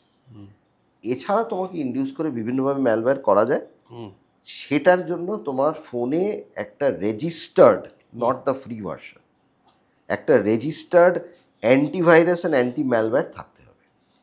পয়সা খরচ করতে হবে এটার জন্য। এমন কিছু বিশাল পয়সা লাগে না, হুম কিন্তু আমাদের নিজেদের সেফটির জন্য আমরা ওইটুকু পয়সা খরচা করতেই পারি। মানে আমার নিজের জীবনে এরকম ঘটনা ঘটেছে। আমার কাছে মেসেঞ্জারে একজন আমার খুব পরিচিত মানুষের অ্যাকাউন্ট থেকে একটা ছবি পাঠানো হলো, সুন্দর একটা পেন্টিং, তার নিচে লেখা যে আমি একটা আর্ট কম্পিটিশনে নাম দিয়েছি, সেই আর্ট আমাকে রিভিউ কম্পিটিশনে করো, হ্যাঁ, রিভিউ না, তোমার ভোট খুব দরকার। ভোটিং দরকার, হ্যাঁ, রাইট। তুমি যদি এটাতে ক্লিক করে একটা ইয়েস ভোট এটা করে আমার দাও। কাছেও কদিন আগে এসছে, হ্যাঁ আই ফাউন্ড ইট সাসপিশিয়াস। সেটা আমার এক স্টুডেন্ট পাঠিয়েছিল, হুম তো আই ফাউন্ড ইট সাসপিশিয়াস। হুম এবং আমি যেটা করেছিলাম সেটা হচ্ছে এটার অপশান আছে একটা, হুম যে যাই পাঠাক না কেন, হুম এটা একটা বাংলা পদ্ধতি আছে সেফ থাকার। তোমার কাছে ফোন আছে, তার ফোন নাম্বার আছে, হুম ফোন করে কনফার্ম করে নাও, ভাই তুমি এটা পাঠিয়েছো? হুম সে যদি বলে হ্যাঁ, তাহলে করো। যদি বললো না স্যার এটা আমি পাঠাইনি, তাহলে করো না। হ্যাঁ মানে ম্যাটার ইজ ডান। হ্যাঁ মানে security in cyber world hmm is not a rocket science, এটা আমাদের বুঝতে হবে। Needs a little effort. It's a little effort, এবং একটা খুব কমন আমাদের যদি সেন্স থাকে, হুম তাহলেই কিন্তু আমরা এটা পেরে উঠতে পারি। না, কমন সেন্স অনেক সময় আমাদের কাজও করে না। যেমন বিকজ উই অলওয়েজ ইন হারি। না শুধু যে মানে আমরা তাড়াহুড়োয় আছি তার জন্য নয়, আমরা এমন এমন কিছু জায়গা আছে যেখানে আমরা ভীষণ ভালনারেবল, হ্যাঁ, বা আমাদের ভালো লাগার কিছু জিনিস সেই জায়গা দিয়ে ঢোকে অনেক সময় এর সেই মধ্যে। জায়গা দিয়েই ঢোকে মেনলি। এর এর একটা খুব ভালো এক্সাম্পল হচ্ছে যে আমাদের অনেকেরই যারা ধরো সিঙ্গেল, প্রচুর ইয়াং ছেলেপুলেরা সিঙ্গেল, এবং তারা মূলত বাড়িতে থাকা মানুষ বা সেরকম সোশ্যালাইজ করতে পারে না, সেই সমস্ত মানুষজন কম্প্যানিয়নশিপের জন্য মোস্টলি ডেটিং সাইটের উপর নির্ভর করে, এবং this days dating sites are trending. হ্যাঁ, এবং মাশরুমিং অফ ডেটিং সাইটস, মানে বোধহয় 10-12টা ডেটিং সাইট আছে যার মধ্যে লিডিং 2-3টে আছে। তার মধ্যে আমি একটা স্টাডি পড়ছিলাম, এবং তারপর আমার খুব একটা পডকাস্ট দেখার হ্যাবিট আছে ন্যাশনাল লেভেলের, ভীষণ পপুলার দুজন পডকাস্টারের মধ্যে একজন। তার পডকাস্টে আমি শুনলাম যে 70-80% এমন হচ্ছে অনেক সময় সেই প্রোফাইলগুলো এআই জেনারেটেড, এক্সিস্টই করে না। হ্যাঁ, তো সেখান থেকে অনেকে এই ডেটিং সাইটের মাধ্যমে অনেকের সঙ্গে পরিচয় হচ্ছে, সম্পূর্ণ আননোন মানুষ, এবং তারপর ফাইনালি তারা ঠকছে আর কি, গোদা বাংলায় যাকে বলে টাকা পয়সা। টাকা পয়সা অনেক সময় প্রাইভেট মোমেন্টস, ছবি। তো এইটা যখন ঘটছে তখন বলা হয় যে তুমি ওই মানুষটার পেছনে পড়ো। এবার হয়তো মানুষটাই এক্সিস্ট করে না, একটা গোস্ট মানুষ। হ্যাঁ, তাকে আমি খুঁজেই পাবো না, আমি তো ফেলুদা নই, আমি দৌড়বো লোকের পেছন পেছন। মানে এটাতে ধরো যদি একটা এআইও হয়, তাহলে সেক্ষেত্রেও কিন্তু এআইটা তো কেউ না কেউ আপলোড করলো, দেয়ার মাস্ট বি সামবডি যে এই বিষয়টাকে আপলোড করলো টু দ্য ইন্টারনেট দুনিয়া। তাহলে সেক্ষেত্রে কিন্তু ট্রেসিং ইজ পসিবল, মানে বাই ট্রেসিং তো আমি করব না, আমি করতে পারবো না, and I am not even authorized for that. হ্যাঁ, নট ইভেন অথরাইজড। এবং আমার যেটা ব্যক্তিগতভাবে একটা জিনিস জানার আছে, তোমার কি মনে হয় না যে ডেটিং সাইটগুলোরও একটু সেন্সিবল হওয়া উচিত? মানে আমার কাছে কি এরকম কোনো অপশান আছে যদি আমি ঠকি, তোমার প্ল্যাটফর্ম ইজ সামওয়্যার রেসপন্সিবল, তুমি কোনো দায় নেবে না, তা তো হতে পারে না। ডেটিং সাইটকে কোনোভাবে, ডেটিং সাইটের বিরুদ্ধে আইনি ব্যবস্থা নেওয়ার কোনো অপশান আছে কি? মানে এটা সেই ডিমান্ডটা কীরকম হলো বলো তো, সেটা যে মানে মাছ পচা হলে মাছওয়ালা, তাই আর কি এরকম। হ্যাঁ, মাছ পচা জেনে মাছ, এটা তো আমরা করি, মাছওয়ালাকে তো চমকাই, কিছু করার নেই, তুমি জেনে শুনে যদি আমায় ঠকাও। হ্যাঁ, মুশকিলটা কি হয়েছে, তারা তো এসছে রোজগার করতে। তুমি ডেটিং সাইটস পার্সপেক্টিভে ভাবো, তারা এসছে মার্কেট থেকে কিছু মানুষকে, তাদের যে লোভ, dating site is basically a greed ফ্যাক্টরটাকে ইউটিলাইজ করে, তাই তো? একটা মানুষের সম্পর্কের লোভ, একটা মানুষের আমি এটাকে লোভ বলে ডিফাইন করতে পারবো না, আই এম সরি। আচ্ছা চলো, ঠিক আছে, আমি এটাকে নিড বলে ডিফাইন করি। এটা হয়তো এটা নিড, এটা ইমোশনাল নিড বলে ডিফাইন করি। অনেক সময় অনেকে রিবাউন্ড হিসেবেও, রিবাউন্ডস তো হয়, রিবাউন্ড ডেটিং সাইটের আগেও হতো, এখন আমি কিন্তু, এবং আমি এখানে বলি কেন আমি এত ঝগড়ার মোড়ে চলে গেলাম, আমি ডেটিং সাইটের ইন্টারেস্ট শুনবো না, আমার জানার দরকার নেই। তুমি ওয়াজ ব্যবসা করতে এসছো, স্ট্যান্ডার্ডাইজ প্র্যাকটিস, আমি তোমার consumer. Some of the people যারা মান্থলি পয়সা দিয়ে এগুলোকে সাবস্ক্রাইব করে, কেন করে আমি জানি না, কিন্তু তারা করছে তো, এবং সেটা খুব একটা নেগলিজেবল সাম কিন্তু নয়, না বিশাল। হ্যাঁ, তাহলে আমি তোমার কনজিউমার, আমি ভাই তোমায় পয়সা দিই, তুমি কোনো দায়িত্ব নেবে না দিনের পর দিন আমার জীবন নিয়ে, তুমি ছেলে খেলা করবে, তা তো হতে পারে। এবারে তোমার একটা বিষয় বলি, ধরো আমি কোনোভাবে একটা ডেটিং সাইটে গেছি, সেখানে কেউ আমাদেরকে একটা সার্ভিস দেওয়ার জন্য বলেছে, তার জন্য একটা অ্যামাউন্ট বলেছে, সে আমাকে ওই সার্ভিসটা দেয়, এবং যে সার্ভিসটার কথা বলেছে that is a very classified service, ঠিক আছে? তুমি তোমার বাড়ির লোককে এটা বলতে পারবে? পারবো না তো। তুমি কোর্টে দাঁড়িয়ে বলতে পারবে যে আমি এই সার্ভিসটা নিতে গেছিলাম কিন্তু আমি পাইনি, there is a service discrepancy, তো তুমি আমাকে এটা সুরাহা দাও, যে উনি বলেছিলেন যে আধ ঘন্টা। আমি সেইখানেই বলছি, সোশ্যাল মিডিয়াতে যেমন আমাকে হার্ম করলে, আমাদের যে পপুলার সোশ্যাল মিডিয়াগুলো তারা কিন্তু আমাকে অপশান দিয়েছে তুমি রিপোর্ট করো এই মানুষটাকে। কথাটা ভালো করে বোঝো, সেটা হচ্ছে যে এই বিষয়টাকেই তো ইউটিলাইজ করা হচ্ছে। তুমি আমাকে একটা জিনিস বলো, why dating site is so much vulnerable? তার কারণ হচ্ছে একটাই, সে এমন একটা প্রোডাক্ট নিয়ে কাজ করছে যে প্রোডাক্টটা কিছু না হলেও একটা সোশ্যাল ট্যাবু আছে, আছে তো? এবারে তারা কেন এত বেশি সেফ, বা তারা কেন এত বেশি অ্যারোগেন্টলি কাজ করে যেতে পারছে, মানুষকে ঠকাতে পারছে?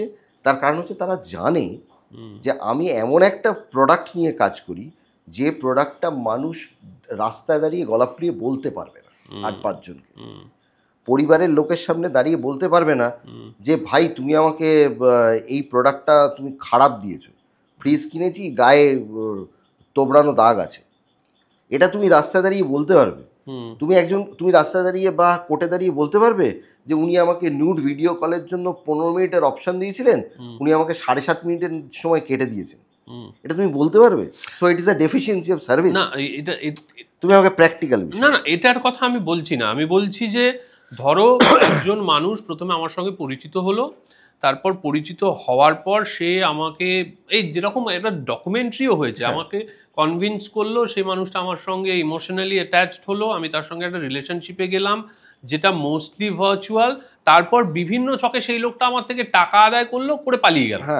হ্যাঁ, এইবার দেখা যাচ্ছে that person is a repeated offender, এবং ডেটিং সাইটসের থ্রু দিয়েই সে এই মানুষজনকে স্বীকার করে আর কি। তো তাদের ক্ষেত্রে যদি আমি দিনের পর দিন হই, এবং এগুলো একটা ইনসিডেন্ট নয়, আমি এরম ইনসিডেন্টও শুনলাম বাইরে হয়েছে, বাইরে এমন একটা ইনসিডেন্টও হয়েছে যে ডেকে নিয়ে এমন একটা রেস্টুরেন্টে নিয়ে গেছে, নিয়ে গিয়ে বিলিং করিয়েছে 25,000 টাকা 30,000 টাকা, তারপর চলে গেছে। হ্যাঁ, না এটা না অনেক রকমের ক্রাইম হয়। মানে আমি যদি ধরো এটাকে ডিরাইভ করি ফ্রম দিস পার্সপেক্টিভ, এখানে তোমার প্রচুর ধরনের ক্রাইমস হয়, ইনক্লুডিং সার্টেন ক্রাইমস যেগুলো হচ্ছে তোমার এই টেকনোলজিক্যাল ইন নেচার, আর কিছু কিছু ক্রাইম তুমি পাবে যেগুলো হচ্ছে একদম ফিজিক্যাল ইন নেচার।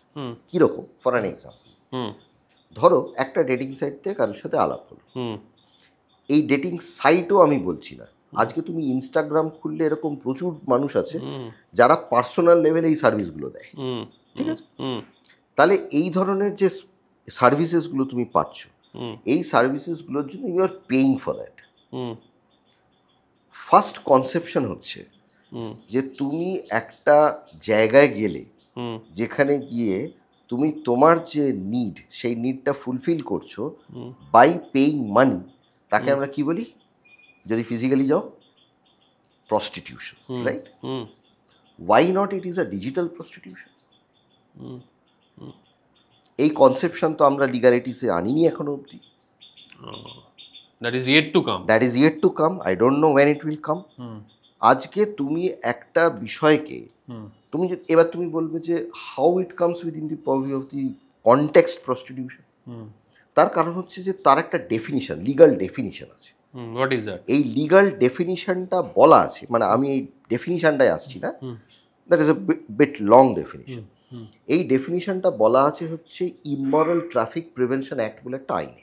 বেশ, চলো, সেখানে কিন্তু কোনোভাবে টেকনোলজির মাধ্যমে ভার্চুয়াল কোনো যদি এরকম কেনা বেচার বিষয়বস্তু হয়, দ্যাট ইজ নট কাভার্ড। ওকে, এবারে আমি কোনোভাবে সেই জায়গাটাকে ঠকলাম, তা technically I am a consumer, তাহলে আমাকে যেতে হবে কোথায়? কনজিউমার কোর্টে। কনজিউমার কোর্টে আমি চক্ষু লজ্জার জন্য যেতে পারবো না, প্র্যাকটিক্যালিটিস বোঝো, আমি যেতে পারবো না, আমার বাড়ির লোককে আমি বলতে পারবো না, ফাইন। তাহলে আমি কি করছি তখন?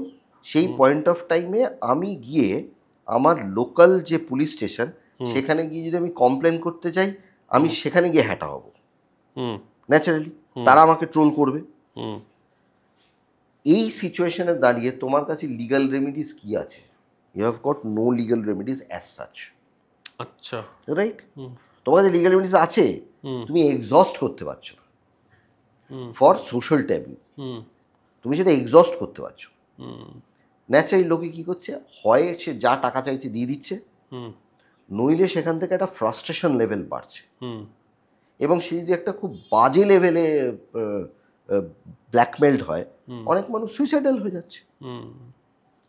তাহলে এই যে বিষয়টা, এই বিষয়টা কিন্তু খুবই একটা গুরুত্বপূর্ণ বিষয় আজ। এবং তার থেকে তুমি আরেকটা জিনিস ভাবো, ধরো একটি মেয়ের সাথে ইয়ে হলো, পরিচয় হলো, তাকে তো অন্য একটা জায়গায় নিয়ে গিয়ে সেখানে একটা ফিজিক্যাল ক্রাইম করা যেতে পারে, তার সঙ্গে তার হিউম্যান ট্রাফিকিং হতে পারে, ইললিগাল অর্গান ট্রেড হতে পারে। তাহলে তুমি ভাবো, শুধু একটা ডেটিং সাইট থেকে কিন্তু আমার অর্থ বা সম্মানই যাচ্ছে তা নয়, তার সঙ্গে আরও অনেক ফিজিক্যাল ক্রাইমস অ্যাড হয়ে যাচ্ছে। এই পার্সপেক্টিভটা কিন্তু খুব ক্রিটিক্যাল, এবং এটা আমাদের ইন্ডিয়ান লিগাল সিস্টেমের এই মুহূর্তে ভাবার সময় এসেছে।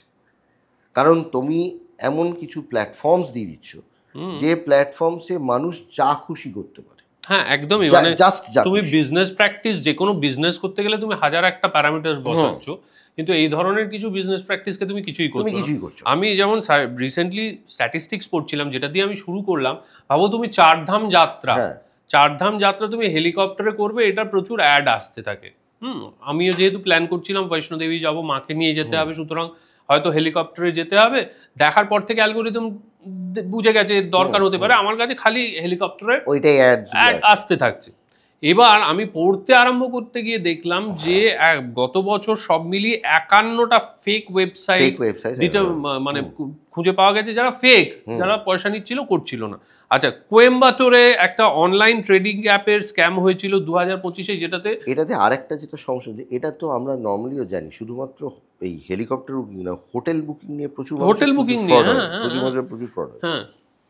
এটা নিয়ে আমি 2-4টা জায়গায় আর্টিকেলও লিখেছিলাম। তুমি এরকম কোনো অর্গানাইজেশন বলো, এরকম কোনো অর্গানাইজেশন এই মুহূর্তে এক্সিস্ট করে না যেটা একটা সেন্ট্রাল অর্গানাইজেশন এবং all authorised hotels are registered into ইট।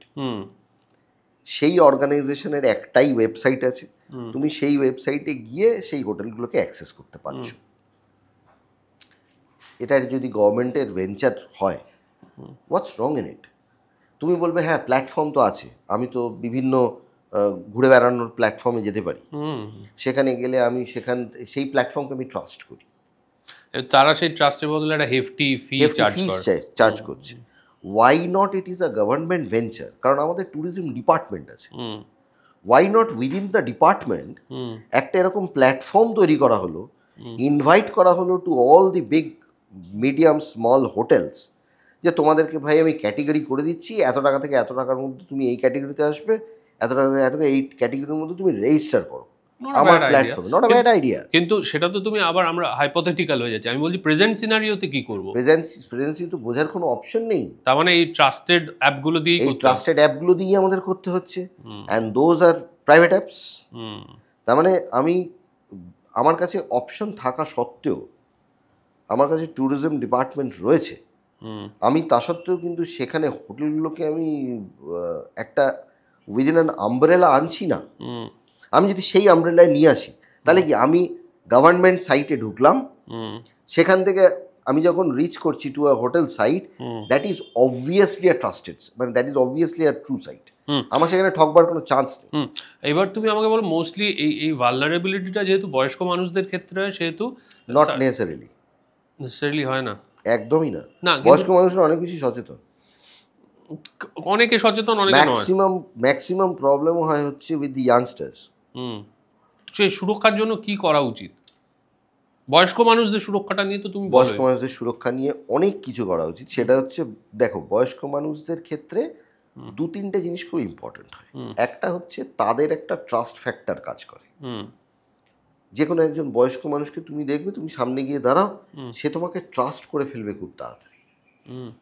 দ্বিতীয়ত নার্ভাস করে দেওয়া যায়। তাহলে এই ফ্যাক্টরটাকে কাজে লাগিয়েই কিন্তু ক্রাইমগুলো হয়। এবার তাদেরকে বলা যে না, ঠিক আছে ভাই, তোমরা একটা কাজ করো, তার জন্য বিভিন্ন ট্রেনিং সেশন এগুলো করে নিয়ে তাদেরকে বলা যে তোমরা হঠাৎ করে ট্রাস্ট করো না, you verify, cross check. Cyber সেফটির জন্য সবচেয়ে ইম্পর্টেন্ট বিষয় হচ্ছে ক্রস চেক ইজ দ্য মানে মূল মন্ত্র ফর সাইবার সেফটি। তোমায় কেউ একজন ফোন করে কিছু বললো, ইউ ক্রস চেক। তোমার বস তোমায় ফোন করে বললো, এই ভাই আমি অমুক জায়গায় আটকে গেছি, আমাকে অমুক অ্যাকাউন্টে পাঠাও তো টাকা, তুমি সঙ্গে সঙ্গে পাঠিয়ে দিচ্ছ, because you are not cross checking. তাহলে তুমি ছোট ছোট বিষয়গুলোকে অ্যাভয়েড করতে পারবে by way of cross checking. বুঝতে পেরেছি। তো আর বয়স্ক মানুষদের ক্ষেত্রে তো দেখো, প্রথম কথা হচ্ছে তাদের ফিজিক্যাল সেফটিটাও এটা খুব বড় ইস্যু। তারা এটিএমসে যাচ্ছে, কিছু অনেক ক্রাইমসে আমি এরকম পেয়েছি, কেউ একজন এটিএমে গেল, আর একজন উপযাচক হয়ে তাকে হেল্প করতে চলে এলো, দাদু আপনি পাচ্ছেন না, আমি এটা করে দিচ্ছি, দিন আমি করে দিচ্ছি। সে হয়তো কার্ড ফার্ড ঢুকিয়ে পয়সাগুলি বার করে দিয়ে দিল, দিয়ে কার্ডটা সোয়াইপ করে দিল। তার কাছে একটা ল্যাপস কার্ড ছিল, ওই কার্ডটা দাদুকে দিয়ে দিল আর ওই কার্ডটা নিয়ে নিল। এবার আমি যখন অপারেট করছি আই নো দ্য পিন, উনি বাড়ি চলে গেলেন, আমি ওনার কার্ড পাঞ্চ করে পয়সা বার করে নিলাম। Simple system. কি সাংঘাতিক। এবার কি আমি ট্রাস্ট করে ফেলেছি সেই ব্যক্তিটাকে, যে আমাকে ট্রাস্ট করবোই না, সহৃদয় হয়ে সাহায্য করতে এসেছে। কিন্তু কবি তো বলেছেন বিশ্বাসে মিলায় বস্তু তর্কে বহুদূর। শরৎচন্দ্র বলেছে বিশ্বাস করে লাভবান হওয়ার থেকে, অবিশ্বাস করে লাভবান হওয়ার থেকে বিশ্বাস করে ঠকা ভালো। এটা যে যার পার্সপেক্টিভ। কিন্তু ব্যাপারটা হচ্ছে যে আমি আমার এই যা দুনিয়া, এই দুনিয়ায় I have to be more vigilant যে আমি কি করছি। বেশ, তুমি এটিএমও বললে, বয়স্ক মানুষের সুরক্ষাও বললে, তার সঙ্গে এখন বলা হচ্ছে যে এটিএম আমি আরেকটা জিনিসও বলে রাখি, সেটা হচ্ছে যে যখনই আমরা কোনো একটা এটিএম ব্যবহার করব, আমরা 2-3টে জিনিসের খেয়াল রাখবো। নর্মাল এখন এটিএম এর ব্যবহারটা আস্তে আস্তে কমে যাচ্ছে, কারণ ইউপিআই এর ব্যবহার যেহেতু বেশি হয়ে গেছে, মানে এটিএম এর ট্রানজাকশনগুলো কম।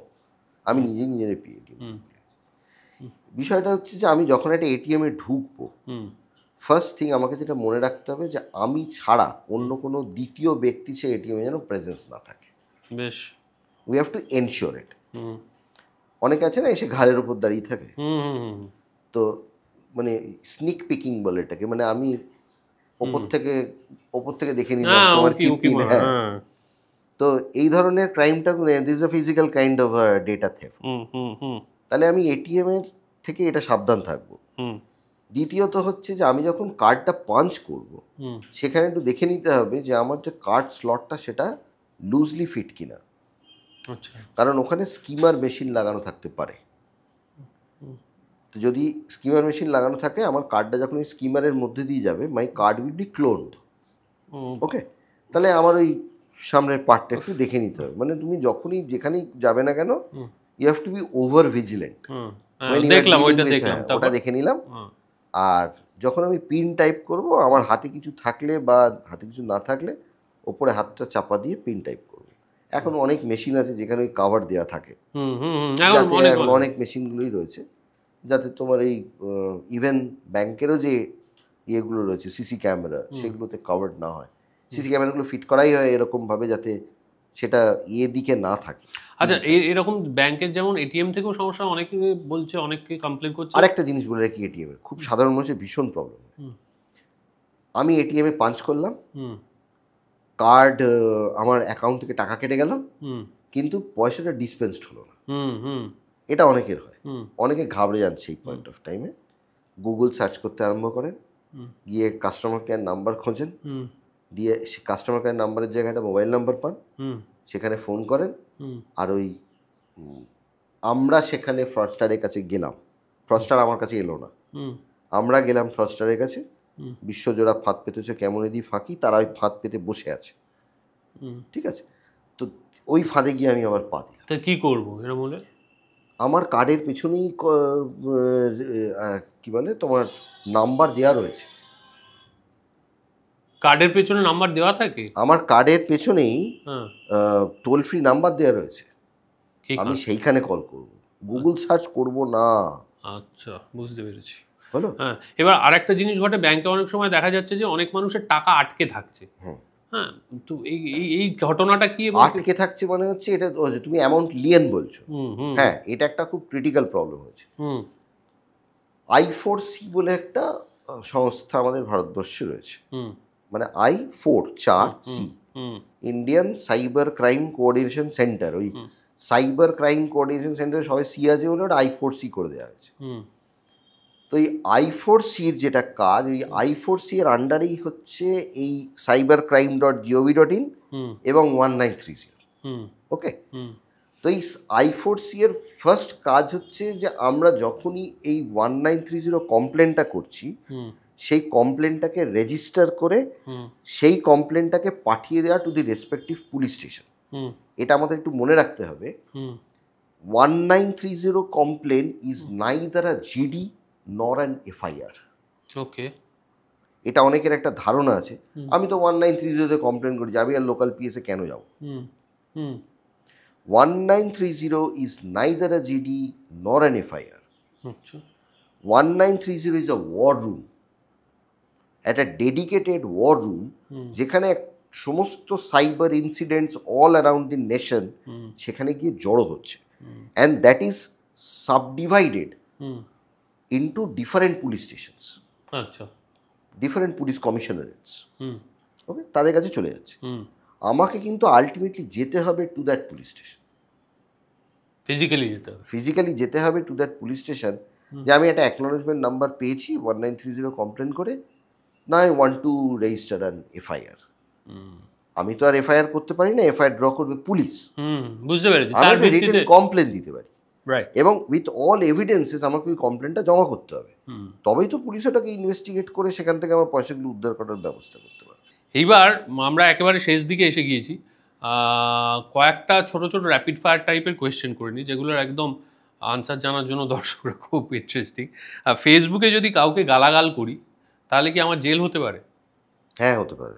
কীভাবে, কী করতে হবে? যাকে গালাগাল দিলাম সে কী করবে? আমাকে প্রথম কথা হচ্ছে, গালাগাল দেওয়া হচ্ছে, এটাকে আমরা বলি ডিফেমেশন। বেশ। এবার গালাগাল দেওয়ার দুটো পদ্ধতি হতে পারে। একটা হচ্ছে আমি কারুর মেসেজ বক্সে গিয়ে গালাগালি দিলাম, তাহলে তাতে কিন্তু ডিফেমেশন হবে না, কারণ আমি অন্য লোকের চোখে তাকে ডিফেম করিনি। হলো, আমি যদি তোর ওয়ালে লিখি তাহলে গালাগাল, তাহলে ডিফেমেশন হলো। ক্লিয়ার? তাহলে, এবং এটা নিয়ে তুমি আগে দেখে থাকবে, ওই আমাদের যে আইটি অ্যাক্ট, সেই আইটি অ্যাক্টে সেকশন 66A বলে একটা সেকশন ছিল। বেশ। সেই সেকশনটা ছিল হচ্ছে সেন্ডিং আনসলিসিটেড মেসেজেস ভায়া ইলেকট্রনিক কমিউনিকেশন। এই সেকশনটা 2015-এর একটা সুপ্রিম কোর্ট জাজমেন্টে রিপিল করে দেওয়া হলো। আচ্ছা, বাদ দিয়ে দেওয়া হলো। তার কারণ হচ্ছে সেটা খুব মিসইউজড হচ্ছিল। এবারে আনসলিসিটেড কমিউনিকেশন মানে এটা, আমি তোমাকে থ্যাংক ইউ বললাম, তুমি বললে যে রাশিদের এত বড় সাহস কী করে আমাকে থ্যাংক ইউ বলার, you have taken thank you as an offence. মানে এবারে কোন শব্দটা যে অফেন্স তোমার কাছে, এটা তো ওয়েল ডিফাইন্ড নয় বাই দ্য ল, যে এই শব্দগুলো বললেই অফেন্স হবে, এগুলো বললে অফেন্স হবে না, এটা তো নয়। ফলে it is very difficult to identify, যে কারণে ওটাকে উইথড্র করে দেওয়া হলো। ফলে আমাদের পক্ষে প্রবলেমেটিক কী হলো, ছেলেমেয়েরা প্রচুর প্রবলেম এটা ফেস করে, যে প্রচুর আনসলিসিটেড কলস, মেসেজেস, কমিউনিকেশনস, ভিডিও কলস, এগুলো তাদের কাছে আসতে থাকে। হাউ টু হ্যান্ডেল ইট? প্রথম কথা যে ইগনোর করো, মানে জাস্ট ইগনোর ইট, তাকে তুমি ব্লক ফ্লক করে দাও। যদি কোনো কারণে দেখো যে ইট ইজ বিয়ন্ড লিমিট, তখন তুমি লোকাল পিএসসি গিয়ে কমপ্লেন করো। আচ্ছা, যদি তুমি মহিলা হও তাহলে সেক্ষেত্রে তোমার কাছে স্পেশাল প্রভিশনস আছে আন্ডার দি বিএসএ, বিএনএস, এখন প্রেজেন্ট বিএনএস, আগে আইপিসি ছিল, তো সেখানে তোমার স্পেশাল প্রভিশন আছে, তুমি সেখানে না পুরুষ মডেস্টি অফ দি উমেন তুমি করতে পারো, পুরুষদের জন্য অপশন নেই আর পাল্টা দিয়ে দিলে। কিন্তু এখানে আরেকটা ব্যাপার আছে, সেটা হচ্ছে যে মানে সেন্ডিং অফ প্রচুর আমাদের মিস ইনফরমেশন যায় না, প্রচুর মিস ইনফরমেশন, সেই সব মিস ইনফরমেশনগুলো কিন্তু একটু ক্রিটিক্যাল প্রবলেম হতে পারে। বেশ, এবার হচ্ছে যে আমার পারমিশন ছাড়া যদি আমার ছবি কেউ ব্যবহার করেন তাহলে কি আইনি ব্যবস্থা নেওয়া যায়? একদম, শুধুমাত্র ছবি ব্যবহার করা নয়, এটা আমাদের খুব অদ্ভুত একটা হ্যাবিট, বা বিভিন্ন ডিভাইসেও এগুলো দেওয়া রয়েছে, যদিও ডিভাইস সেগুলোকে ইয়ে করে একটা নোটিশ দিয়ে কাটিয়ে দেয়। সেটা হচ্ছে যে আমার অটো কল রেকর্ডার মানে তুমি আমাকে কল করলে তুমি জানতেও পারছো তোমার কলটা রেকর্ড হয়ে যাচ্ছে, and I am not giving a option, বা আমি তোমার থেকে কোনো কনসেন্ট চাইছি না। তাহলে উইদাউট কনসেন্ট তুমি যা করবে for storing my data, that is a crime without consent. এবার তুমি বলবে যে ওই অপশনটা তাহলে ফোন দিচ্ছে, তাহলে আমি ফোন কোম্পানির কাছে কেন মামলা করতে পারবো না? তার কারণটা হচ্ছে, তুমি যখন এই অপশনটা অন করেছিলে, ফোন কোম্পানি বলেছিল, ওখানে একটা নোটিফিকেশন দিয়েছিল যে তুমি যেটা অন করছো এটাকে তুমি নিজের দায়িত্বে অন করছো, এর জন্য কিন্তু কোম্পানি দায়ভার নেবে না, তুমি সেটা আই এগ্রি করে চলে গেছো। হ্যাঁ, না ব্যাপার হচ্ছে এটার তার মানে এই কদিন আগে যে একজন নেতার ফোন কল রেকর্ড হলো এবং সেটা নিয়ে বিরাট ঝামেলা হলো এবং মানে প্রচণ্ড ভাইরাল হলো, সেই ঘটনাটা, তার মানে যিনি সেই রেকর্ডটা করলেন তিনি যদি পুলিশের লোকও হয়ে থাকেন তাহলেও তিনি একটা ক্রাইম কমিট করেছেন। অ্যাবসলিউটলি, উইদাউট কনসেন্ট কারুর কল রেকর্ড করা বা কারুর ছবি সেভ করা, সেটাকে কপি করা, সেটাকে সেভ রাখা, সেটাকে প্রোপাগেট করা, অল আর ক্রাইমস। আশ্চর্য কাণ্ড। আচ্ছা, হ্যাকিং করলে কত বছরের জেল হতে পারে? দেখো, হ্যাকিংয়ের এটা না দুটো অপশন আছে। হুম একটা হচ্ছে যে তুমি যদি হ্যাক করো, হুম তাহলে হ্যাক ব্যাপারটা কি আগে ভালো করে বুঝতে হবে। সেটা হচ্ছে যে আমি কারুর বিনা অনুমতিতে কারুর সিস্টেমে প্রবেশ, এটাকে বলে হ্যাকিং। আমি হ্যাকিংটার দুটো অপশন, মানে যদি আমাদের আইটি অ্যাক্টে যাও, হুম তাহলে আইটি অ্যাক্টে it has got certain parameters এবং তার কিছু প্রভিশনস বলা আছে। এটা দুটোভাবে আমরা হিসেব করতে পারি। একটা হচ্ছে ক্রিমিনাল অফেন্স, আর একটা হচ্ছে সিভিল অফেন্স। যদি ক্রিমিনাল অফেন্স হয় তার জন্য কিছু জেল জরিমানার বন্দোবস্ত করা রয়েছে, এর একটা সিভিল পোর্শনও রয়েছে। ধরো একটা কোম্পানি আর একটা কোম্পানিকে হ্যাক করলো, দিয়ে কিছু ডেটা সেখান থেকে বার করে নিল, এই কোম্পানি ওই কোম্পানির এগেনস্টে একটা মামলা ফাইল করতে পারে। এটা আমরা নর্মালি জানি না। সেটা হচ্ছে সাইবার অ্যাডজুডিকেটিং অফিসার বলে একটা অথরিটি আছে। এই সাইবার অ্যাডজুডিকেটিং অফিসার, তার কাছে আমরা এই ধরনের যে ক্রাইমসগুলো, এই ক্রাইমসগুলোর এগেনস্টে মামলা ফাইল করতে পারি অ্যান্ড আস্ক ফর কম্পেনসেশন। ঠিক আছে, we can ask for compensation.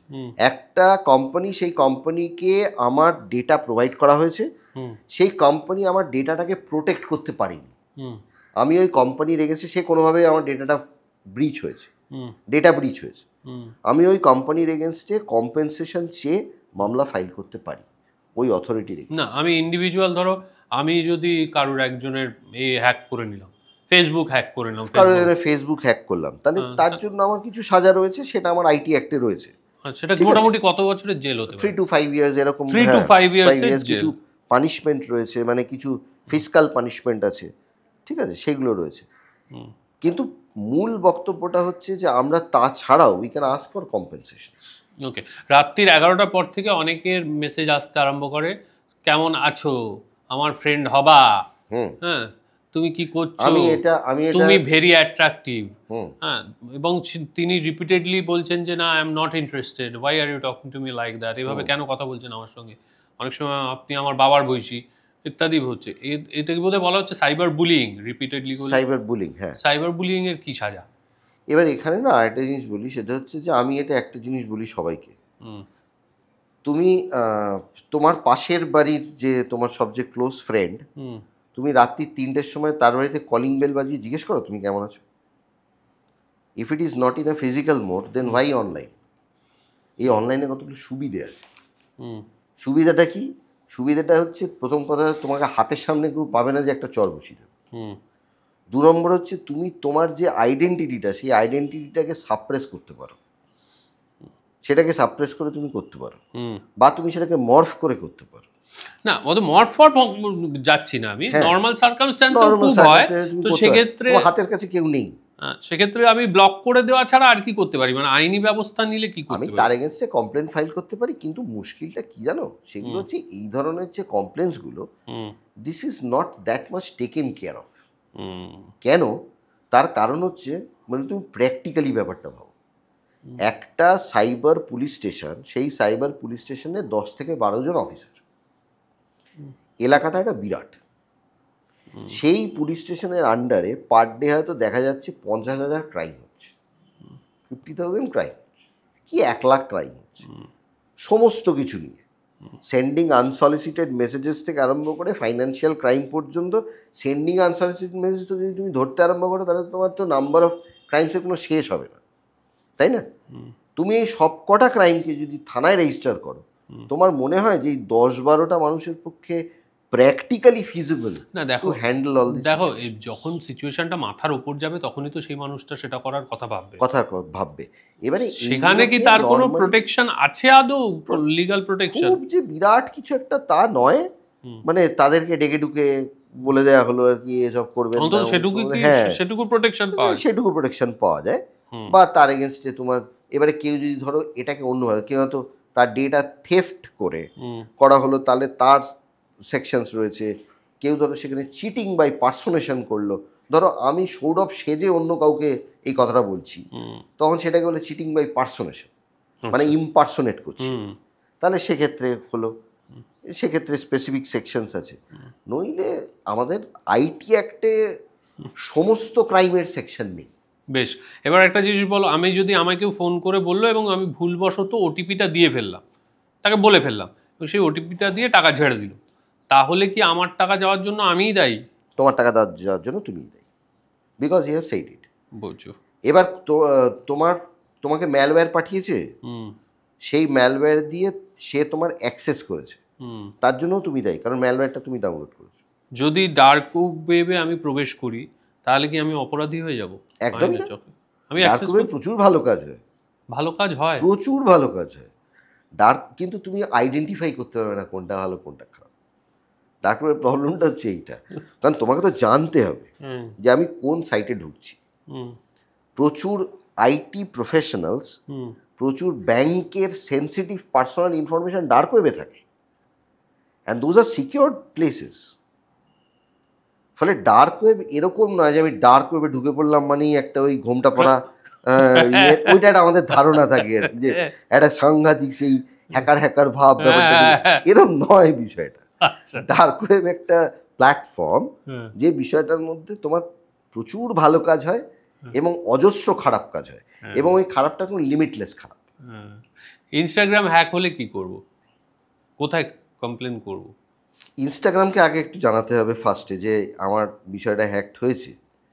এটাতে না আরেকটা প্রবলেম যেটা হয়, যে কোনো একটা সোশ্যাল মিডিয়া প্রোফাইল যখন হ্যাকড হয়, হুম দুটো প্রবলেম আমরা দেখতে পাই। এক নম্বর হচ্ছে যে আমাদের যে ব্যাকআপ ফোনস বা রিকভারি ফোনস অ্যান্ড ইমেলস, হুম মানুষ তার পাসওয়ার্ড ভুলে যায়, অথবা ওই ফোনটা সে আর অ্যাক্সেস করে না। এটা হচ্ছে একটা খুব কমন প্রবলেম। ফলে রিকভারির জন্য কিন্তু আলটিমেটলি ওই কোম্পানিকেই তোমাকে শরণাপন্ন হতে হবে। There is no other authority যাকে তুমি কমপ্লেন করলে বা বললে তোমার ইনস্টাগ্রাম বা ফেসবুক রিকভার্ড হবে। You have to depend upon that company itself. তোমাদের এই ইউটিউব প্রোফাইল হ্যাকড হয়েছে, সেক্ষেত্রে সেই ইউটিউবের ওপরেই তোমাকে ডিপেন্ডেন্ট হয়ে থাকতে হবে। তোমাকে 100 বার ইউটিউবকেই মেল করতে হবে। সে যদি কোনো কারণে সেটা রিপ্লাই না করলো, কিছু না করলো, then you can file a complain before the YouTube, যে আমি তাদেরকে রিপ্লাই করছি, তাদেরকে কমপ্লেন করছি, তারা আমাকে সাপোর্ট দিচ্ছে না। এটা তুমি সাইবার অ্যাডজুডিকেটিং অফিসারের কাছে করতে পারো যে আমার এই প্রবলেমটা হয়েছে। তো এগুলো অপশনস আছে, উই হ্যাভ টু এক্সপ্লোর ইট। ওকে, আমার ফোনে কোনো স্পাই অ্যাপ আছে কিনা বোঝবার কোনো অপশন আছে? ওই registered antivirus and anti malware, ওটা তোমাকে রাখতেই হবে। Registered antivirus and anti malware যদি থাকে, সেই তোমাকে ডিটেক্ট করে দেবে তোমার স্পাই অ্যাপ আছে কিনা। আচ্ছা, সেটা কি ওই ইসরায়েলি কি একটা আছে যেটা সবাই ব্যবহার করে? পেগাসাস থাকলে তুমি বুঝতেও পারবে না, কারণ ওটা এত হাই লেভেল প্রপোজিশন, ওটা তুমি আইডেন্টিফাইও করতে পারবে না, ওটা কোনো ম্যালওয়্যারই আইডেন্টিফাই করতে পারবে না। বেশ, আচ্ছা, পাবলিক ওয়াইফাই জোন থাকে অনেক সময়, সেখানে আমি যদি ওয়াইফাই কানেক্ট করে এবং সেটা ব্যবহার করি, ইটস ভেরি ভালনারেবল, কারণ তোমার কাছেও যেটা ওপেন সোর্স, যে হ্যাকার তার কাছেও সেটা ওপেন সোর্স। ফলে পাবলিক ওয়াইফাইয়ে, স্পেশালি আমরা যেটা বলি, পাবলিক ওয়াইফাইয়ে ঢুকে নিজের সোশ্যাল মিডিয়া হ্যান্ডেল অ্যাক্সেস এবং কোনো ফাইন্যান্সিয়াল ডেটা অ্যাক্সেস, এটা না করাই ভালো। বেশ, এবার একটা খুব কমন বিষয় হচ্ছে, আরেকটা জিনিস বলে রাখি এক্ষেত্রে, কোনো এয়ারপোর্ট বা স্টেশনে গিয়ে অনেক সময় দেখা যায় পোর্টস থাকে, তোমার চার্জিং পোর্ট, সেখানে তুমি শুধু ডেটা কেবল দিয়ে চার্জ করবে না।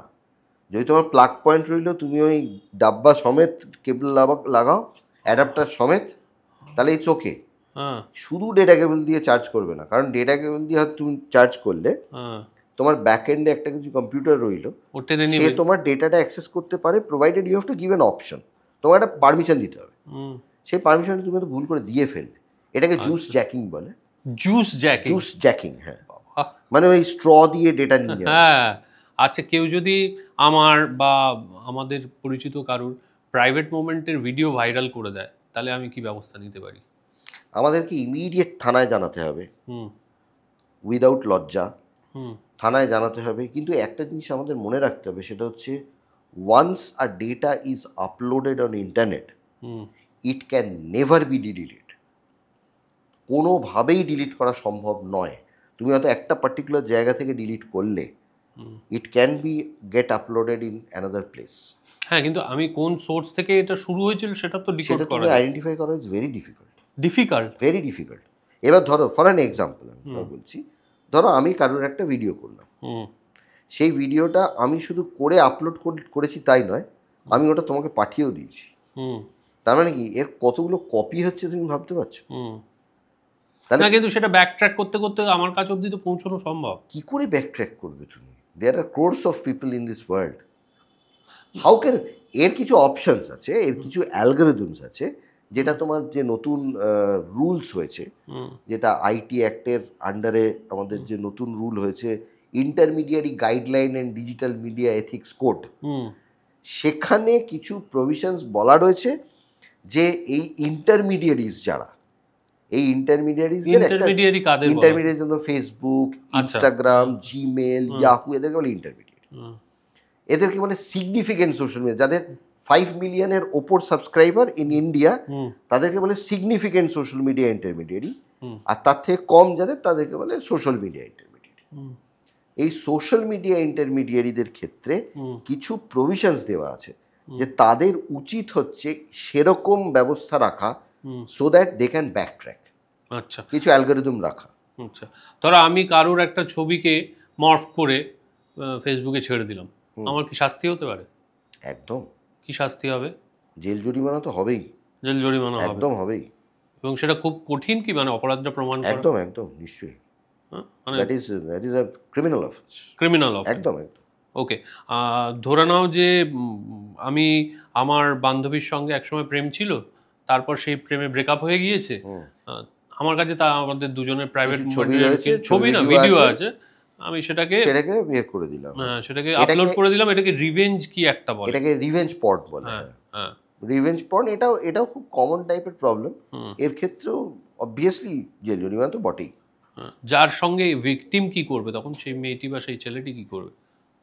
তাকে তো পুলিশের কমপ্লেন জানাতে হবে ডেফিনেটলি। এবং কিন্তু তুমি বলছো ইট ইজ ভেরি ডিফিকাল্ট, এটা জিনির মতো, একবার বোতল থেকে বেরিয়ে পড়লে আর বোতলে ঢোকানো is very.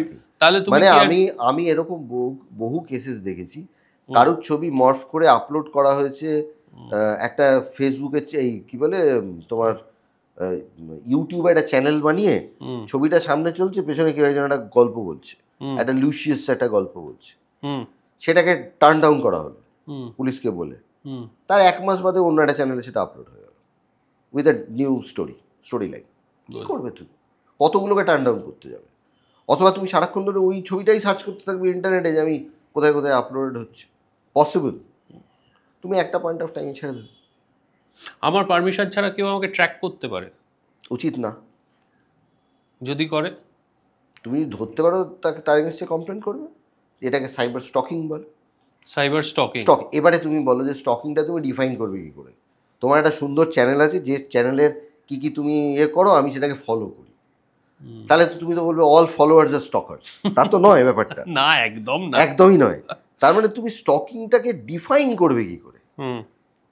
It is stocking and it is not stocking, এটাকে তুমি ডিফাইন করবে কী করে? স্টকিং হচ্ছে সেটাই যার পেছনে একটা ক্রিমিনাল ইন্টেনশন আছে। Follower is not a stalker. No no no. But কোনো একজন ফলোয়ার, সে তোমাকে একটা ক্রিমিনাল ইন্টেন্ট নিয়ে ফলো করছে, দ্যাট ইজ কল্ড স্টকিং। কিন্তু তুমি যদি স্টকিং এর ডিকশনারি ল্যাঙ্গুয়েজ বলো, that is called follow, to follow some. আমাদের এখন বলা হচ্ছে যে নিজের ছবি শুধু নয়, অনেক বাবা মা হয়তো নিজের অজান্তে নিজের সন্তানদের ছবিও আপলোড করে দিচ্ছেন ফেসবুকে, সেটা করা ঝুঁকিপূর্ণ। কেন বলছে? তার কারণ প্রচুর ধরনের প্রবলেম। প্রথম কথা হচ্ছে যে আমি আমার বাচ্চার ছবি উইদাউট মাই বাচ্চার কনসেন্ট সেটা আপলোড করছি। ধরে নিলাম সেই বাচ্চা কনসেন্টের মতো স্টেজে এখন অবধি নেই, তার তো 2-3 বছর বয়স, সে কনসেন্ট আর কী দেবে? আমি যে তাকে আপলোড করছি, আমি তাকে তো সোসাইটির কাছে, এবং সেটা আমি পাবলিক একটা ভিউ রাখছি, আমি সোসাইটির কাছে তো ইয়ারমার্ক করে দিচ্ছি তার লোকেশন, তার সমস্ত কিছু, তার স্কুলিং কোথায়, তার সে কোন ক্লাসে পড়ে, কোন রুটে যায়, কিভাবে যায়, পুলকারের ছবি দিয়ে দিচ্ছি, পুলকারের ছবিতে পুলকারটা নম্বর রয়েছে, তার সেটাকে ট্রেস করা যায়। So I am making my child vulnerable to the ফ্রডস্টার্স।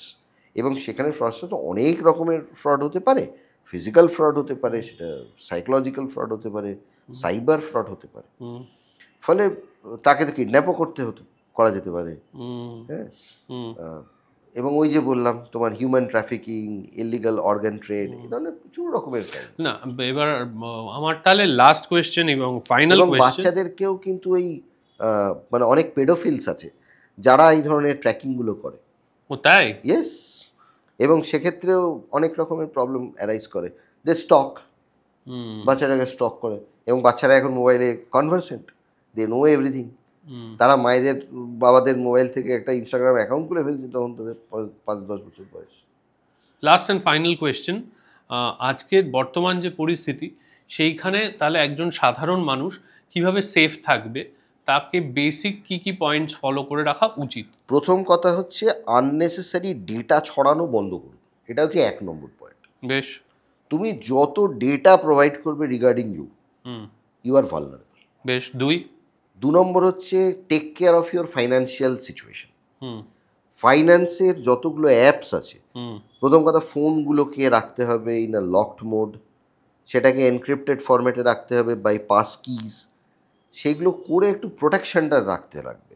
হুম এবং আরও একটা জিনিস মনে রাখতে হবে, সেটা হচ্ছে প্রথমে একটা জিনিস বললাম যে cyber security is not a rocket science. হুম আমাদের কিন্তু ম্যাক্সিমাম যে ভালনারেবিলিটিসগুলো আসে সেগুলো আমাদেরই কিছু ছোট ছোট সাইকোলজিকে ব্যবহার করে আসে। আমাদের লোভ, আমাদের রেগে যাওয়া, আমাদের হঠাৎ রিয়্যাক্ট করা, আমাদের জানার আগ্রহ, আমাদের ভয় পাওয়া, এই ফ্যাক্টরগুলোকেই কাজ করে সাইবার ফ্রড হয়।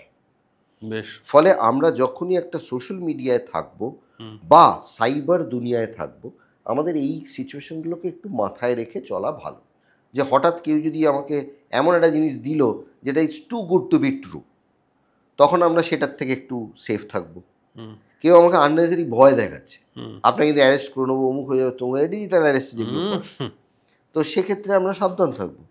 আমাদের ওরকম যে যখনই কিছু একটা হবে, what will do, will disconnect the internet connection. আমার সাথে তো তার যোগাযোগের মাধ্যমটা কি ইন্টারনেট কানেকশন, তো আমি ইন্টারনেট কানেকশনটাকে বন্ধ করে দেবো। সে যদি আমাকে ডিভাইস থেকে বন্ধ করতে না দেয়, আমি আমার রাউটারের সুইচটাকে বন্ধ করে দেবো, তাহলে আই এম ডিসকানেক্টেড। আমি মোবাইলটাকে ফ্লাইট মোডে করে দেবো, then we are disconnected. Disconnected হলো মানে কি, আর তো আমাকে আর ফ্রড করবার জায়গা নেই। কিন্তু হ্যাঁ, যদি আমার ব্যাংকিং ক্রেডেন্সিয়াল একবার চলে গেল, তাহলে আমি ওই ফ্লাইট মোডই করি আর যাই করি, আমার ব্যাঙ্ক অ্যাকাউন্ট খালি করে দেবে। কিন্তু we have to be cautious about this, যে আমরা ডেটা দেব না, ডেটা আমরা আননেসেসারি প্রচুর ডেটা দিয়ে ফেলি। ওকে, অন দ্যাট নোট আজকের এপিসোড আমরা এখানেই শেষ করছি। আর আমি প্রথমেই আপনাদের ধন্যবাদ জানাই যে গোটা এপিসোডটা আপনারা দেখেছেন। আপনাদের কারুর যদি ব্যক্তিগত এরম কোনো সমস্যা থাকে যেখানে আপনাদের রাজস্বীদার কোনো রকম হেল্প বা কোনো অ্যাডভাইসের প্রয়োজন হয়, তাহলে কিভাবে ওনার সঙ্গে যোগাযোগ করবেন তার নাম্বার দেওয়া আছে। তবে আমরাও তোমার থেকে একটা পারমিশন নিয়ে নিচ্ছি, 5 জন মানুষ যদি এরকম নিজেদের সমস্যা আমাদের কমেন্ট বক্সে লেখেন, তাহলে সেটা আমরা তোমার কাছে নিয়ে যাব, তুমি সেই অ্যাডভাইসটা থ্রু আস দেবে। Obviously. Okay, thank you so much. দেখা হচ্ছে আগামী সপ্তাহে। ততক্ষণ পর্যন্ত সবাই খুব ভালো থাকবেন। Stay well, good night.